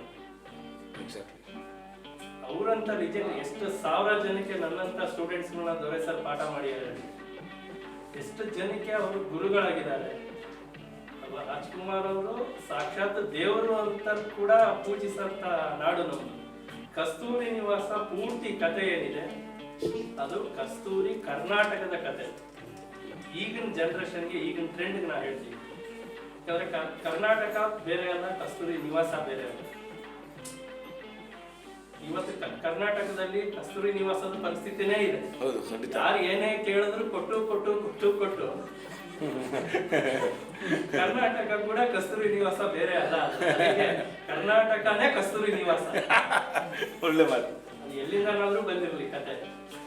ಹಾಗಾಗಿ ಅಲ್ಲಿ ಸಿನಿಮಾ ಅನ್ನೋದು ಒಂದು ಕಥೆಯಲ್ಲಿ ಒಬ್ಬ ಜೀವನದ ಪೂರ್ತಿ ಹುಟ್ಟಿದಾಗಿಂದ ಅವ್ನು ಮದುವೆ ಆಗ್ತಾನೆ, ಹೆಂಡತಿ ಸಾಯ್ತಾಳೆ, ಮಗು ಸಾಯ್ತಾಳೆ, ಶ್ರೀಮಂತ ಆಗ್ತಾನೆ, ಇನ್ಯಾರನ್ನೋ ಪ್ರೀತಿಸ್ತಾನೆ, ಮತ್ತೆ ಅವ್ರನ್ನ ಇದು ಮಾಡ್ಕೊಂಡು ಅವರ ಎಂಪ್ಲಾಯಿಗೆ ಮದುವೆ ಮಾಡ್ತಾನೆ, ಅವ್ನ ಬಿಸ್ನೆಸ್ ಅವ್ನಿಗೆ ಬಿಟ್ಕೊಡ್ತಾನೆ, ಆಮೇಲೆ ಏನು ಇಲ್ಲದೆ ಈಚೆ ಬರ್ತಾನೆ, ಆ ಮಗುನ ಇವನ್ ಪ್ರೀತಿಸ್ತಾನೆ, ಕಾಳಜಿ ವಹಿಸ್ತಾನೆ. ಇಷ್ಟು ದೊಡ್ಡ ಸಾರಾಂಶ ಆಗುತ್ತೆ ಅಂದ್ರೆ ಡೈರೆಕ್ಟರ್ ಅನ್ನೋದು ನಿರ್ದೇಶಕ ಅನ್ನೋದು ದೇವರು ಅನ್ನೋದನ್ನ ಅಚ್ಚುಕಟ್ಟಾಗಿ ತೋರಿಸಿದ್ರು ಸಿನಿಮಾ. ಅವನು ಬರೆಯೋ ಸ್ಕ್ರೀನ್ ಪ್ಲೇ ಮುಂದೆ ಯಾರು ಏನೇ ಮಾಡೋದು ನಿಲ್ಲ. ಕತೆ ಸಾರಾಂಶ ಅಷ್ಟೇ. 1000 ಕೋಟಿ ನೋಡಿಕೊಂಡೆ, 500 ಕೋಟಿ ನೋಡಿಕೊಂಡೆ, 200 ಕೋಟಿ ನಂದಿದೆ, ಇದು ಯಾವುದು ನಿಲ್ಲ. ಮೊನ್ನೆ ಯಾವುದೋ ಒಂದು ಕೋವಿಡ್ ಇದರಲ್ಲೇ ನೋಡಿ, ನಮ್ಮ ಅಣ್ಣ ಹುಟ್ಟು ಶ್ರೀಮಂತ ಅಂದ್ರು ಲೇಡಿ. 350 ಕೋಟಿ ಆಸ್ತಿ ಇದೆ ನಮ್ಮ ಅಣ್ಣನ ಹೆಸರಲ್ಲಿ. ಬೀದಿ ಅನಾಥವಾಗಿ ಶವ ಬಿದ್ದಿದೆ, ಅವನಿಗೆ ಸುಡಕ್ಕೆ ಕಾಯಕ್ಕೆ 12 ಅವರ್ ತಗೊಂಡಿರೋದು. ನಾನೇನು ಮಾಡಲಿ ಆ ದುಡ್ಡನ್ನ? ಈಗ ಜೀವನ ಏನು ಕಲಿಸುತ್ತೆ ಅಂದರೆ ಹಂಚ್ಕೊಳ್ತೀನಿ ಅನ್ನೋದು ಕಲಿಸುತ್ತೆ ಹೊರತು ಕಿತ್ಕೊಳ್ತೀನಿ ಅಂತ ಕಲಿಸ. ಸಿನಿಮಾ ಕತೆ ಅದು ಮೂಲ, ಎಲ್ಲರ ಜೀವನಕ್ಕೂ ಮೂಲ. ಎಲ್ಲರೂ ಅದೇ ಹೇಳ್ಕೊಂಡು ಬಂದಿರೋದು. ಸೊ ಈ ಕಥೆಯ ಸಾರಾಂಶ ಅನ್ನೋದು ನಮ್ಮ ಜೀವನಕ್ಕೆ ಒಳ್ಳೆ ಪಾಠ ಆಗಲಿ, ಇನ್ನು ಮುಂದಕ್ಕಾದರೂ ಅನ್ನೋದಷ್ಟೇ ನಾನು ಹೇಳ್ತೀನಿ. ರಾಮ ಅವರೊಂದು ಒಳ್ಳೆ ಮಾತು ಹೇಳಿದ್ರು, ಇಡೀ ಕರ್ನಾಟಕನೇ ಒಂದು ಕಸ್ತೂರಿ ನಿವಾಸ. 100% ಅದ್ಭುತ ಅದ್ಭುತ. ಚಿತ್ರರಂಗದ ಬಗ್ಗೆ, ಕಸ್ತೂರಿ ನಿವಾಸ ಚಿತ್ರದ ಬಗ್ಗೆ ಹಾಗೂ ನಮ್ಮ ರಾಜ್ಕುಮಾರ್ ಬಗ್ಗೆ, ಚಿತ್ರರಂಗದ ಅನೇಕ ಗಣ್ಯರು, ತಾಂತ್ರಿಕ ವರ್ಗದವರು, ನಿರ್ದೇಶಕರು, ನಿರ್ಮಾಪಕರು ಅವರ ಮನಸ್ಸಾರೆ ಕೊಂಡಾಡಿದ್ದಾರೆ. ಬನ್ನಿ, ಯಾರ್ಯಾರು ಏನೇನು ಮಾತಾಡಿದ್ದಾರೆ ಕೇಳೋಣ ಬನ್ನಿ. ಸಹಜವಾಗಿ ಒಬ್ಬ ಪ್ರೇಕ್ಷಕನಾಗಿ ಕಸ್ತೂರಿ ನಿವಾಸ ನನಗೆ ತುಂಬಾ ಇಷ್ಟದ ಸಿನಿಮಾ. ಅದು ಬಿಡುಗಡೆ ಆದಾಗ ನನಗೆ ನೋಡೋ ಸೌಭಾಗ್ಯ ಇರಲಿಲ್ಲ. 71 ಇಸ್ವಿನೇನೋ ಬಿಡುಗಡೆ ಆಗಿದೆ. ಆಗ ಥಿಯೇಟರ್ಗೆ ಹೋಗುವಷ್ಟು ಶ್ರೀಮಂತಿಕೆ ಇರಲಿಲ್ಲ, ಹೀಗಾಗಿ ನೋಡಕ್ ಸಾಧ್ಯವಾಗಿರ್ಲಿಲ್ಲ. ಆಮೇಲೆ ಅದು 8 ಸಿನಿಮಾಗೆ, ನಮ್ಮ ಮನೆ ಹತ್ರ ಇದ್ದ 8 ಸಿನಿಮಾಗೆ ಬಂದಾಗ ನಿರಂತರವಾಗಿ 1 ವಾರ ಪ್ರತಿ ದಿವಸ ಆ ಸಿನಿಮಾ ನೋಡಿ ತುಂಬಾ ಇಷ್ಟ ಆಗ್ಬಿಟ್ಟು. ಅಂದ್ರೆ ಆ ಚಿಕ್ಕ ವಯಸ್ಸಿನಲ್ಲಿ ಆ ಸಿನಿಮಾ ಇಷ್ಟವಾಗೋದಕ್ಕೆ ಕಾರಣ ಏನು ಅಂತ ಕೇಳಿದ್ರೆ ಗೊತ್ತಾಗದೆ ಇರ್ಬೋದು. ಅದನ್ನ ಈಗ ನೆನೆಸ್ಕೊಂಡ್ರೆ ಆ ಸಿನಿಮಾದಲ್ಲಿದ್ದ ಮೊದಲಿಗೆ ನಮ್ಮನ್ನ ಆಕರ್ಷಿಸಿದ ಏನಪ್ಪ ಅಂದ್ರೆ ಆ ಕತೆ. ತಮಿಳಿನಲ್ಲಿ ಬಾಲಸುಬ್ರಹ್ಮಣ್ಯಂ ಅವರು ಬರೆದ ಕತೆ. ನಂತರ ಅದು ತಮಿಳಿನ ಸಿನಿಮಾ ಆಗ್ಬೇಕಾಗಿತ್ತು, ಶಿವಾಜಿ ಗಣೇಶನ್ ಮಾಡಲ್ಲ ಅಂತಂದ್ರು. ಅದಾದ್ಮೇಲೆ ವರದಪ್ಪನವರು ಮತ್ತು ರಾಜ್ಕುಮಾರ್ ಅವರಿಗೆ ಆ ವಿಷಯ ಗೊತ್ತಾಗಿ ದೊರೆ ಭಗವಾನ್ ಅವರಿಗೆ ತಿಳಿಸಿ ದೊರೆ ಭಗವಾನ್ ಅವರು ಈ ಸಿನಿಮಾ ಮಾಡಕ್ ಹೊರಟು ಆಗ್ಲೂ ಅವ್ರಿಗೆ ಅನುಮಾನ ರಾಜ್ಕುಮಾರ್ ಅವರು ಇದನ್ನು ಮಾಡ್ತಾರೋ ಇಲ್ವೋ ಅಂತ. ಕಡೆಗೆ ಅವರು ಒಪ್ಪಿಕೊಂಡು ಮಾಡಿದ್ರು ಮತ್ತು ಅಭಿವೃದ್ಧಿ ಇತಿಹಾಸ. ಈ ಸಿನಿಮಾ ಆದ ಕಾಲದಲ್ಲಿ ಈ ಸಿನಿಮಾ 19 ದಿವಸದಲ್ಲಿ ಆಯ್ತು ಅನ್ನೋದು ಒಂದು ಬೆರಗುಗೊಳಿಸುವ ಸತ್ಯ. ಮತ್ತೆ 3 ಲಕ್ಷನೋ 4 ಲಕ್ಷನೋ ಅಡ್ಡೆ ದುಡ್ಡಲ್ಲಿ ಇಡೀ ಸಿನಿಮಾ ತಯಾರಾಯ್ತು ಅನ್ನೋದು 15,000 ರೂಪಾಯಿ ಸಂಬಳಕ್ಕೆ ರಾಜ್ಕುಮಾರ್ ಅವರು ಆಕ್ಟ್ ಮಾಡಿದ್ರು ಅನ್ನೋದು ಇವೆಲ್ಲ ಇವತ್ತಿಗೆ ತರ ನಂಬಕ್ಕಾಗದೆ ಇರುವ ಅಂಕಿ ಸಂಖ್ಯೆಗಳು. ಆದ್ರೆ ಇದೆಲ್ಲ ಮೀರಿ ತುಂಬಾ ಸಾಮಾನ್ಯ ಪ್ರೇಕ್ಷಕನಾಗಿ ಈ ಸಿನಿಮಾ ನೋಡಿದಾಗ ಮೊದಲಿಗೆ ನನಗೆ ಇಷ್ಟವಾದ ವಿಷಯ ಏನಪ್ಪ ಅಂದ್ರೆ, ಯಾವತ್ತು ಒಬ್ಬ ವ್ಯಕ್ತಿಯಲ್ಲಿ ಎಲ್ಲ ನೋಡಬೇಕು, ಆಕಾಶ ನೋಡಬಾರ್ದು ಮಾತಿದೆಯಲ್ಲ. ಈ ಸಿನಿಮಾದ ಒಬ್ಬ ನಾಯಕ ನಟನ ಸುತ್ತ ಹಾಗೆ ಅವನು ಸದಾಕಾಲ ಕೊಡ್ತಾ ಕೊಡ್ತಾ ಕೊಡ್ತಾ ಕಡೆಗೆ ಅವನ ಸಾವು ಅಂತ ಆದಾಗ ಕೂಡ ಅವನ ಕೈ ನೆಲ ನೋಡ್ತಿರ್ತೀಯ ಹೊರತು ಆಕಾಶ ನೋಡೋದಿಲ್ಲ ಅನ್ನುವ ವಿವರ ಇದೆಯಲ್ಲ, ಇದು ಮನಸ್ಸಿಗೆ ತಾಗುವಂತಹ ವಿಷಯ. ಇದು ಒಂದು ವಿಷಯ. ಸಾಮಾನ್ಯ ಪ್ರೇಕ್ಷಕರೆಲ್ಲರಿಗೂ ಮೆಚ್ಚುಗೆ ಆಗುವಂತಹ ಅನೇಕ ತ್ಯಾಗಗಳಿರುವ, ಹಾಗಾಗಿ ಸಾಮಾನ್ಯ ಪ್ರೇಕ್ಷಕರು 100 ವಾರಗಳ ಕಾಲ ಈ ಸಿನಿಮಾನ 16 ಥಿಯೇಟರ್ಗಳಲ್ಲಿ, ಮೈಸೂರು ಸಂಸ್ಥಾನದಲ್ಲಿ 16 ಥಿಯೇಟರ್ಗಳಲ್ಲಿ 100 ವಾರ 100 ದಿವಸ 100 ವಾರ ಈ ಸಿನಿಮಾ ನಡೀತು ಅಂತ ಹೇಳ್ತಾರೆ. ಇದು ಬೆರಗುಗೊಳಿಸುವ ಮತ್ತೊಂದು ವಿಷಯ. ಮೊದಲಿಗೆ ಈ ಸಿನಿಮಾದ ಚಿತ್ರ ಈ ಕಥೆಯನ್ನ ಬಿಚ್ಚಿಡುವ ಕ್ರಮ, ಹೇಗೆ ಆ ಪಾತ್ರದ ಪರಿಚಯ ಆಗುತ್ತೆ, ಮತ್ತೆ ಆ ರಾಜ್ಕುಮಾರ್ ಅವರ ಪಾತ್ರದ ಜೊತೆಗೆ ಅಶ್ವಥ್ ಅವರ ಪಾತ್ರದ ಪರಿಚಯ, ನಂತರ ಅವರ ಆ ಫ್ಯಾಕ್ಟರಿಯಲ್ಲಿ ಕೆಲಸ ಮಾಡಕ್ಕೆ ಬರುವ ರಾಜಾಶಂಕರ್ ಅವರ ಪಾತ್ರದ ಪರಿಚಯ, ಜಯಂತಿ ಅವರ ಪಾತ್ರದ ಪರಿಚಯ, ಈ ಪಾತ್ರಗಳನ್ನು ಪರಿಚಯ ಮಾಡುವಾಗಲೇ ಈ ಪ್ರಧಾನ ಪಾತ್ರಕ್ಕೆ ಉದಾತ್ತತೆಯಲ್ಲ, ಅದರ ಕೊಡುಗೈ ಶಕ್ತಿಯಲ್ಲ, ಆ ಪಾರಿವಾಳವನ್ನು ಕೂಡ ಒಂದು ಪಾತ್ರವಾಗಿಸಿ ಹೋಲಿಸುವ ಕ್ರಮ. ಪ್ರತಿ ವಿವರವನ್ನು ಬಿಚ್ಚಿಡ್ತಾ ಒಂದು ಫ್ಲಾಶ್ ಬ್ಯಾಕ್ ಕೂಡ ಬರುತ್ತೆ. ಏನು ಅದ್ಭುತವಾದ ಹಾಡೋದು ಈ ಒಂದು ಗೊತ್ತಾಗಲ್ಲ. ಇವತ್ತಿಗೂ ನಾವು ಕೇಳಿದ್ರೆ ಈ ತರಹದ ಒಂದು ಕಾಂಪಿಟಿಷನ್ ಜಿ.ಕೆ. ವೆಂಕಟೇಶ್ ಅವರು ಆ ಕಾಲದಲ್ಲಿ ಮಾಡಿದ್ರಲ್ಲ, ಅವ್ರಿಗೆ ಈಗ ನಮ್ಮ ಸಿನಿಮಾ ಕೆಲಸ ಮಾಡಕ್ ಸಿಗೋದಿಲ್ವಲ್ಲ ಅಂತ ಹೊಟ್ಟೆವ್ರಿ. ಅಷ್ಟು ಅದ್ಭುತವಾದ ಕಾಂಪಿಟಿಷನ್. ಅದೊಂದೇ ಹಾಡು ಅಂತಲ್ಲ, ಇವನ್ ಆಡಿಸಿ ನೋಡು ಬೆಳೆಸಿ ನೋಡು, ಆಡಿಸಿದಾಗ ಬೇಸರ ಎಂಬ ಹಾಡಿನ ಜಯಂತಿ ಅವರು ಆ ಮನೆಗೆ ಒಬ್ಬ ಇಟ್ಕೊಂಡು ಹೇಳುವ ಹಾಡಿನ ಈ ಎಲ್ಲ ಹಾಡುಗಳು ಕೂಡ ನನ್ನ ಕಿವಿಗೆ ಮಾತ್ರ ಮಿದುಳಿಗೆ ಕೆಲಸ ಹಾಡು. ಚಿತ್ರಕಥೆಯಲ್ಲಿ ಈ ಫ್ಲಾಶ್ ಬ್ಯಾಕ್ ಮೂಲಕ ಒಬ್ಬ ನಾಯಕನ ಹಿನ್ನೆಲೆಯನ್ನು ಬಿಚ್ಚಿಡ್ತ ಆತ ಕೂಡ ತನ್ನ ಮಕ್ಕಳು ಕರ್ಕೊಂಡಿದ್ದಾನೆ, ತನ್ನ ಹೆಂಡತಿಯನ್ನು ಕಳ್ಕೊಂಡಿದ್ದಾನೆ.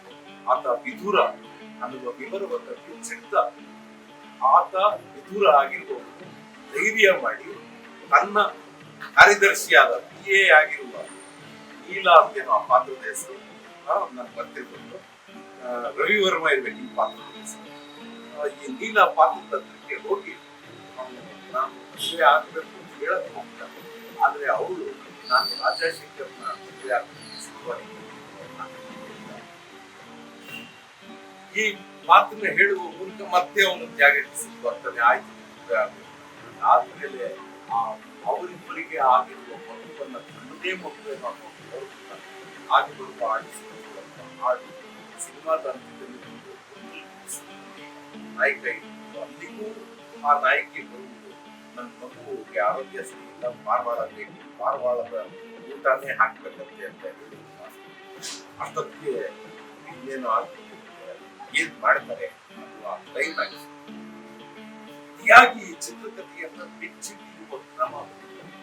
ಹಾಗಾಗಿ ಬಾಲಸುಬ್ರಹ್ಮಣ್ಯಂ ಅವರು ಏನು ತಮಿಳಿನ ಕಥೆ ಮಾಡಿದ್ರು ಅದನ್ನ ನಾನು ಓದಿಲ್ಲ. ಆದ್ರೆ ಜಿ. ಉದಯ್ ಶಂಕರ್ ಅವರು ಈ ಚಿತ್ರಕಥೆಯನ್ನ ಹೋಗ್ತಾರೆ ಮತ್ತು ಇಡೀ ಸಿನಿಮಾ ವಿಜುವಲ್ ಟೆಕ್ಸ್ಟ್ ಅನ್ನುವ ಹಾಗೆ ಪಾತ್ರದ ಪರಿಚಯ ಆಗುವಾಗ ಆ ಮೆಟ್ಲು ಮೆಟ್ಲು ಪಾತ್ರ ಇದನ್ನೆಲ್ಲ ತೋರಿಸುವ ಕ್ರಮ ಇತ್ತಲ್ಲ, ಅದು ಯಾವುದೇ ಸಿನಿಮಾ ವಿದ್ಯಾರ್ಥಿಗೆ ಮತ್ತೆ ಮತ್ತೆ ಗಮನಿಸಬಹುದಾದ ಅಮೆರಿಕನ್ ಮೆಲೋಡ್ರಾಮಾ ಅಂತ ಅಕಾಡೆಮಿಕ್ ಫಿಲ್ಮ್ ಅಕಾಡೆಮಿಕ್ಸ್ ಅಲ್ಲಿ ಮಾತಾಡುವಂತಹ ಕ್ರಮದಲ್ಲಿ ತಯಾರಾದ ಸಿನಿಮಾ. ಇದು ಹೊರೆ ಭಗವಾನ್ ಅವರ ದೊಡ್ಡ ಸಾಧನೆ ಅಂತ ಹೇಳಿ ಅವರು ಅಷ್ಟೊತ್ತಿಗೆ ಪಾಶ್ಚಾತ್ಯ ಸಿನಿಮಾಗಳಲ್ಲಿ ಎಷ್ಟು ತೆರೆದುಕೊಂಡಿದ್ರು, ಎಷ್ಟು ಸಿನಿಮಾಗಳನ್ನ ನಾವು ನೋಡಿದ್ರು. ಅದಕ್ಕೆ ಹಿಂದೆ ಅವರು ಗೋವಾದಲ್ಲಿ ಸೇರಿ ಏನೋ ಸಿನಿಮಾ ಮಾಡಿದ್ರು. ಅದಾದ್ಮೇಲೆ ಈ ತರಹದ ಭಾವನಾತ್ಮಕವಾದ ಎಮೋಷನಲ್ ಇನ್ಫಾರ್ಮೇಶನ್ ಲೈನ್ ಅಂತೀವಿ. ಕಥೆ ಯಾವುದೇ ಕಥೆಯನ್ನು ಮಾಡುವಾಗ ಎರಡು ಭಾಗ ಇರ್ತದೆ. ಒಂದು ಇನ್ಫಾರ್ಮೇಶನ್ ಲೈನ್, ಇನ್ನೊಂದು ಎಮೋಷನಲ್ ಲೈನ್. ಇನ್ಫಾರ್ಮೇಶನ್ ಲೈನ್ ಅನ್ನ ಆಗಾಗ ಬಿಚ್ಚಿಡಿದ ಎಮೋಷನಲ್ ಲೈನ್ ಕಥೆ ಕ್ರಮ. ಇದು ಅಮೆರಿಕನ್ ಮೆಲೋಡ್ರಾಮಾದ ಕ್ರಮ. ಆ ಕ್ರಮವನ್ನು ಅತ್ಯಂತ ಸಮರ್ಥವಾಗಿ ಬಳಸಿ ಒಂದು ನಮ್ಮದೇ ಕಥೆ ಏನೋ ಅನ್ನುವ ಹಾಗೆ, ನಮ್ಮ ನಡುವೆ ಆದ ಕಥೆ ಏನೋ ಅನ್ನುವ ಹಾಗೆ ರಾಜ್ಕುಮಾರ್ ಅವರನ್ನು ನಾವು ಅಷ್ಟೇ ಉದಾತ್ತವಾಗಿ ನೋಡುವ ಹಾಗೆ ಮಾಡಿದಾರಲ್ಲ, ಅದು ಇವತ್ತಿಗೂ ಕೂಡ ನೆನಪಿಸಿಕೊಳ್ಳಬೇಕಾದ ವಿಷಯ. ಚಿತ್ರಕಥೆಯ ದೃಷ್ಟಿ, ಛಾಯಾಗ್ರಹಣದ ದೃಷ್ಟಿಯಿಂದ ಫ್ರೇಮ್ ನಮ್ಮ ಕೆರೆಯವರು ಇಡೀ ಸಿನಿಮಾ ಚಿತ್ರೀಕರಿಸಿಕೊಂಡಲ್ಲ. ಈ ಹಾಡು ಬರುತ್ತಲ್ಲ, ಆಗ ಟಚ್ ಆಂಗಲ್ ಬಳಸಿ ಅಟೆನ್ಷನ್ ಈ ನೋಡ್ತಿರೋದು ಅಥವಾ ಶಕ್ತಿಯವರು ಗೊತ್ತಾಗುತ್ತೆ, ನೋಡ್ತಿರೋರು ಟಚ್ ಆಂಗಲ್ ಅಂತ ಹೇಳ್ತೀವಿ ಅಥವಾ ರಷ್ಯನ್ ಆಂಗಲ್ ಬಳಸಿದ್ದು. ಮತ್ತೆ ಪಾರಿವಾಳವನ್ನು ಬಳಸಿದ್ದು ಮತ್ತೆ ಆ ನಾಯಕನನ್ನ ತೋರಿಸುವಾಗೆಲ್ಲ ಲೋ ಆಂಗಲ್ ಬಳಸ್ತಾರೆ. ಆ ಲೋ ಆಂಗಲ್ ಇಂದ ಮೂಲಕವೇ ಆತನನ್ನ ಎತ್ತರಕ್ಕೆ ವೈಭವೀಕರಿಸುವಂತಹ ಇದೆಲ್ಲವೂ ಕೂಡ ಮೆಚ್ಚಬೇಕಾದಂತಹ ಒಂದು ಛಾಯಾಗ್ರಹ. ಇಷ್ಟು ಇಂಡೋರ್ ಅಲ್ಲಿ ಸೆಟ್ ಅಲ್ಲಿ ಶೂಟಿಂಗ್ ಆಯ್ತು ಅನ್ನುವಂಥದ್ದು. ಈಗ ನಾವು ಸಂಪೂರ್ಣ ಹೊರಾಂಗಣದಲ್ಲಿ ನಾವು ಏನೇ ಚಿತ್ರೀಕರಣ ಮಾಡಬೇಕು ಲೊಕೇಶನ್ ನಿಜ ಅನಿಸೋದು ಮಾಡಬೇಕು. ಆದ್ರೆ ಸೆಟ್ ಒಳಗಡೆಗೆ ಸಹಜ ಅನಿಸುವ ಹಾಗೆ, ನಿಜ ಅನಿಸುವ ಹಾಗೆ ಒಂದು ಕಥೆಯನ್ನು ಕಟ್ಟೋದು ನಿಜವಾಗ್ಲೂ ಆ ಕಾಲದಲ್ಲಂತೂ ಸಣ್ಣ ಕ್ಯಾಮ್ರಾಗಳಲ್ಲಿ ಬೇಕಾದ ಕಡೆ ಕ್ಯಾಮ್ರಾ ಇರಕ್ಕೆ ಆಗ್ತಿರ್ಲಿಲ್ಲ. ಪಿಕ್ಚರ್ ಕ್ಯಾಮ್ರಾ ಇಷ್ಟೇ ಲೆಂತ್ ಓಡುವಂತಹ ಮ್ಯಾಕ್ಸಿಮಮ್ ಈ ಎಲ್ಲ ಮಿತಿಗಳನ್ನು ಮೀರಿ ಒಂದು ಒಳ್ಳೆ ಸಿನಿಮಾ ಮಾಡಿದಾಗ ಇವತ್ತು ನಾವು ಆ ಸಿನಿಮಾ ಆಗಿ 50 ವರ್ಷ ಜನವರಿ 29 ಫೆಬ್ರವರಿಗೂ ಆಗಿದೆ. 2023 ಜನವರಿ 1 50 ವರ್ಷ ಆದ್ಮೇಲೆ ಈ ಸಿನಿಮಾನ ಯಾರೋ ಹೊಸಬ ನೋಡಿದ್ರು ಕೂಡ ಅಷ್ಟೇ ತನ್ಮಯತೆಯಿಂದ ನೋಡಬಹುದಾದ ಮಾಡಿದಾರಲ್ಲ, ಅದು ಛಾಯಾಗ್ರಾಹಕರಿಗೆ ಸಂಕಲ್ಪ ಇಬ್ಬರಿಗೂ ಸಲ್ಲಬೇಕಾದ್ದು ಅಡ್ಡನೀಯ ದೃಷ್ಟಿಯಿಂದ.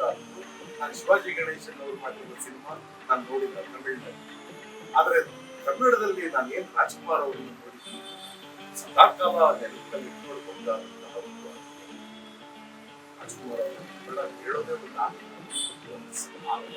ಜೊತೆಗೆ ಅಶ್ವತ್ಥ ತರಹದ ಸಹಜಾಭಿನಯದಲ್ಲಿ ಸಿಕ್ಕಾಪಟ್ಟ ದೊಡ್ಡ ಸಾಧನೆ ಮಾಡಿರುವ ನಾನು ಎಷ್ಟು ಸಹಜವಾಗಿ ಆ ಕಡೆಯ ದೃಶ್ಯವನ್ನು ಅವ್ರು ನಿಭಾಯಿಸ್ತಾರೆ ಅಂದ್ರೆ ಕ್ಲೈಮ್ಯಾಕ್ಸ್ ಮುಂಚೆ ಬರುವ ದೃಶ್ಯ ಎಂತವ್ರಿಗೂ ಹಾಗೆ ಎಷ್ಟು ಸಹಜವಾಗಿ ಅಭಿನಯಿಸ್ತಾರೆ. ಈ ಅಭಿನಯವನ್ನು ಪ್ರಾಯಶಃ ಯಾವುದೇ ಅಭಿನಯ ಕಲಿಬೇಕು ಅನ್ನೋ ವ್ಯಕ್ತಿ ಬಂದು ನೋಡಬೇಕಾದ ಅಭಿನಯ. ಒಂದು ಕಡೆಗೆ ರಾಜ್ಕುಮಾರ್, ಮತ್ತೊಂದು ಕಡೆಗೆ ಅಶ್ವತ್ಥ, ಇವರನ್ನು ನೀಡಿದ ಹಾಗೆ ಜಯಂತಿ ಅವರ ನಡುವೆ ಸಣ್ಣ ಪಾತ್ರದಲ್ಲಿ ಬಂದು ಆರತಿಯವರ ಅಭಿನಯ ಕೂಡ ಅದಕ್ಕೆ ಆ ಮಗು ಪುಟ್ಟ ಮಗು ಮಾತ್ರ ಒಂಚೂರು ಅದು ತಮಿಳಿನ ಮಗು ಕಾಣ್ತದೆ. ಆ ತಮಿಳು ಮಗುವಿನ ಪಾತ್ರ ಏನಂತಹ ಮನಸ್ಸಿಗೆ ತಾಗದೇ ಇರಬಹುದು. ಅದು ರಾಜ್ಕುಮಾರ್ ಅವರ ಅಭಿನಯದಿಂದಾಗಿ ಬೇರೆ ಇರಬಹುದಾದ ಸಣ್ಣ ಹೊರೆಗಳು ಕೂಡ ಚಿತ್ರೀಕರಣ ಮಾಡಿದ್ದಾರೆ. ಇವತ್ತಿಗೂ ಕೂಡ ಯಾರೇ ಆದರೂ ಒಬ್ಬ ಈ ತರಹದ ಆದರ್ಶ ವ್ಯಕ್ತಿಯ ಕಥೆಯೊಂದನ್ನು ಮಾಡಬೇಕು ಕಸ್ತೂರಿ ನಿವಾಸ ಮಾದರಿಯಾದ ಸಿನಿಮಾ ಆಗಿ ನೋಡುತ್ತೆ. ಹಾಗಾಗಿ 50 ವರ್ಷ ಆದ್ಮೇಲೆ ಈ ಸಿನಿಮಾನ ನಿರ್ಮಿಸಿಕೊಡ್ತಾ ಮೊದಲಿಗೂ ಸಿನಿಮಾ ಮಾಡಿದ ನಿರ್ದೇಶನ ಮಾಡಿದ ಹೊರೆ ಭಗವಾನ್ ಅವರಿಗೆ ವಿಶೇಷವಾದ ಪುರಸ್ಕಾರಗಳನ್ನು ಹೇಳಬೇಕು.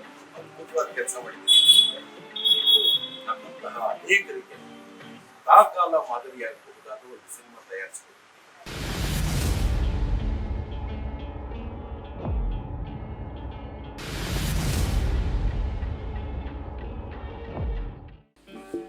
ವೀಕ್ಷಕರೇ, ಒಂದು ವಿಷಯವನ್ನು ನಾನೀಗ ಸ್ಪಷ್ಟವಾಗಿ ಹೇಳ್ತೀನಿ. ಈ ಕಾರ್ಯಕ್ರಮ ನಾವೇನು ಆಯೋಜನೆ ಮಾಡಿದ್ವಿ 25ನೇ ತಾರೀಕಿಗೆ ಕಸ್ತೂರಿ ನಿವಾಸ ಚಿತ್ರದ 50ನೇ ವರ್ಷದ ಸಂಭ್ರಮಾಚರಣೆ, ಅದು ಖಂಡಿತ ನಡೆಯುತ್ತೆ. ಆದರೆ ಸ್ವಲ್ಪ ಮಟ್ಟಿಗೆ ಮುಂದೂಡೋದು. ಇವಾಗ ನಾನು ಮೊದಲು ಹೇಳಿದಾಗೆ ಸರ್ಕಾರದ ನಿಯಮಾವಳಿಗಳ ಪ್ರಕಾರ ಅದನ್ನು ಒಂದು ಸ್ವಲ್ಪ ಮುಂದೂಡುವಂಥ ಪರಿಸ್ಥಿತಿ ಬಂದಿರೋದ್ರಿಂದ ಮುಂದಿನ ದಿನಗಳಲ್ಲಿ, ಅಂದರೆ ಬಹುಶಃ ಇನ್ನೊಂದು ತಿಂಗಳು ಅದು ಸರ್ಕಾರ ಸಡಿಲಗೊಳಿಸಿದ ಮೇಲೆ ಅದನ್ನು ನಿಗದಿಪಡಿಸಿ ನಿಮ್ಮೆಲ್ರಿಗೂ ನಾವು ತಿಳಿಸ್ತೀವಿ. ಅದರ ಬಗ್ಗೆ ಮಾಹಿತಿಯನ್ನು ನಿಮ್ಮೆಲ್ರಿಗೂ ಹಂಚ್ಕೋತೀವಿ. ಆ ಕಾರ್ಯಕ್ರಮ ಅಂತೂ ಖಂಡಿತ ನಡೆಯುತ್ತೆ. ಅದಕ್ಕಾಗಿ ನಾವು ಈ ಒಂದು ಸಣ್ಣದೊಂದು ಕಾರ್ಯಕ್ರಮ, ಯಾಕಂದ್ರೆ ನಾವು ಆಲ್ರೆಡಿ ನಿಗದಿಪಡಿಸಿದ್ವಿ, ಆಲ್ರೆಡಿ ನಿಮ್ಗೆ ಹೇಳಿದ್ವಿ ನಾವು ಲೈವ್ ಬರ್ತೀವಿ, ನಿಮಗೆ ಎಲ್ಲ ದೊಡ್ಡ ದೊಡ್ಡ ನಟರೆಲ್ಲ ಬರ್ತಾರೆ ಅಂತೆಲ್ಲ ಹೇಳಿದ್ವಿ. ನಮಗೂ ಭಾಳ ಬೇಸರ ಆಗ್ತಾ ಇದೆ. ಯಾಕಂದರೆ ಸ್ವಲ್ಪ ನಿರಾಶೆನೂ ಗೊಳಿಸಿದಂಗೆ ಆಯ್ತಲ್ಲ. ಇದರಲ್ಲಿ ಯಾರು ತಪ್ಪು ಇಲ್ಲ. ಸರ್ಕಾರ ಮಾಡಿರೋ ನಿಯಮವನ್ನು ನಾವೆಲ್ಲರೂ ಭದ್ರ ಆಗಬೇಕಾಗತ್ತೆ. ಹಾಗಾಗಿ ಈ ಒಂದು ಸಣ್ಣದೊಂದು ಅಷ್ಟು ದೊಡ್ಡ ಮಹೋನ್ನತ ಸಿನಿಮಾ ಬಗ್ಗೆ ಒಂದು ಸಣ್ಣ ನಾವು ಅಷ್ಟು ದೊಡ್ಡ ಇವರು ಈ ಕನ್ನಡದಲ್ಲಿ ಯಾರು ಅದ್ರ ಬಗ್ಗೆ ಹೇಳಿ ಮಾಡಿಸುವಂಥ ಪಾಂಡಿತ್ಯ ನಮ್ಗೆ ಯಾರಿಗೂ ಇಲ್ಲ. ಆದ್ರೂ ನಮ್ಮ ಮನಸ್ಸಿನ ಅಂತರಾಳದ ಮಾತನ್ನು ನಿಮ್ಮ ಮುಂದೆ ಬಿಚ್ಚಿಡಬೇಕು ಅನ್ನುವಂಥ ಒಂದು ಸಣ್ಣ ಏನೋ ಕೌತುಕ. ಹಾಗಾಗಿ ನಾವು ನಮ್ಮ ಮನಸ್ಸಿನ ಮಾತುಗಳನ್ನು ಮುಂದೆ ಅಂದ್ಕೊಂಡಿದ್ದೀವಿ. ಒಂದು ವೇಳೆ ಏನಾದರೂ ಅದರಲ್ಲಿ ತಪ್ಪುಗಳಿದ್ರೆ ಕ್ಷಮಿಸಬೇಕು. ಈ ಕಾರ್ಯಕ್ರಮ ನಾವೇನು ಹೇಳಿದ್ದೀವಿ ಅದರಂತೆ ನಿಗದಿಪಡಿಸಿದಾಗ ನಾವು ನಿಮಗೆ ತಿಳಿಸ್ತೀವಿ. ಈ ಕಾರ್ಯಕ್ರಮ ನಿಮ್ಮೆಲ್ಲರಿಗೆ ನಾವು ಕೊಟ್ಟಿರೋ ಮಾತಿನ ಪ್ರಕಾರ ಅದನ್ನು ಒಂದು ಯಾಕಂದರೆ ಇದನ್ನು ಸುಮ್ಮನೆ ಬಿಡಬಾರ್ದು ಅನ್ನೋದಕ್ಕಾಗಿ ಒಂದು ಮಾತನ್ನು ಈ ಸಣ್ಣದೊಂದು ಚರ್ಚಾಗೋಷ್ಠಿಯನ್ನು ನಡೆಸಿದ್ದೀವಿ. ಇದಕ್ಕೆಲ್ಲ ನೀವು ಖಂಡಿತ ನಿಮ್ಗೆ ಇಷ್ಟ ಆಗುತ್ತೆ ಅಂತ ನಾವು ಅಂದ್ಕೊಂಡಿದ್ದೀವಿ. ಕಸ್ತೂರಿ ಕನ್ನಡ ಸಿನಿ ಬೆಳಗಿನಿಂದ ಈ ಕಾರ್ಯಕ್ರಮ ಮಾಡೇ ಮಾಡ್ತೀವಿ ಒಂದು ನಿರ್ಧಾರವಾಗಿರ್ತಾ ಇದೆ. ಮುಖ್ಯವಾಗಿ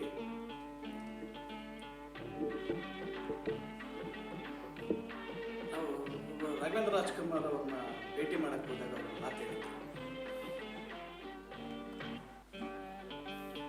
ಇವತ್ತು ಏನು ಕಂಠೀರವ ಸ್ಟುಡಿಯೋ ಇದೆ, ಈ ಚಿತ್ರ ಆ ಕಾಂಪೌಂಡ್ ಒಳಗಡೆ ಈ ಚಿತ್ರ ರೆಡಿಯಾಗಿತ್ತು, ಶೂಟಿಂಗ್. ಇವತ್ತು ಅವರ ಸಮಾಧಿ ಏನಿದೆ ಆ ಸಮಾಧಿ ಜಾಗದಲ್ಲೇ ಅವರು ಕೊನೆ ಹಸ್ತ ಕೊಡುಗೆ ಇದ್ದಾನೆ ಕೈಯಲ್ಲಿ ಅವರು ಮಲಗಿದ್ದು ಅದೇ ಜಾಗ, ಇವತ್ತು ಸಮಾಧಿ ಆಗಿದ್ದು ಅದೇ ಜಾಗ. ರಾಗಣ್ಣ ಮಾತು ನಿಜವಾಗ್ಲೂ ಹ್ಯಾಟ್ಸ್. ಭಗವಂತನ ದೃಷ್ಟಿಯಲ್ಲಿ ನಾವೆಲ್ಲರೂ ಬೊಂಬೆನೇ. ಈ ರೀತಿ ಈ ಚಿತ್ರದ ಕೇಂದ್ರ ಬಿಂದು ಈ ಬೊಂಬೆನೇ. ಬನ್ನಿ ಎಲ್ಲರೂ ಸೇಫ್ ಆಗಿರೋಣ.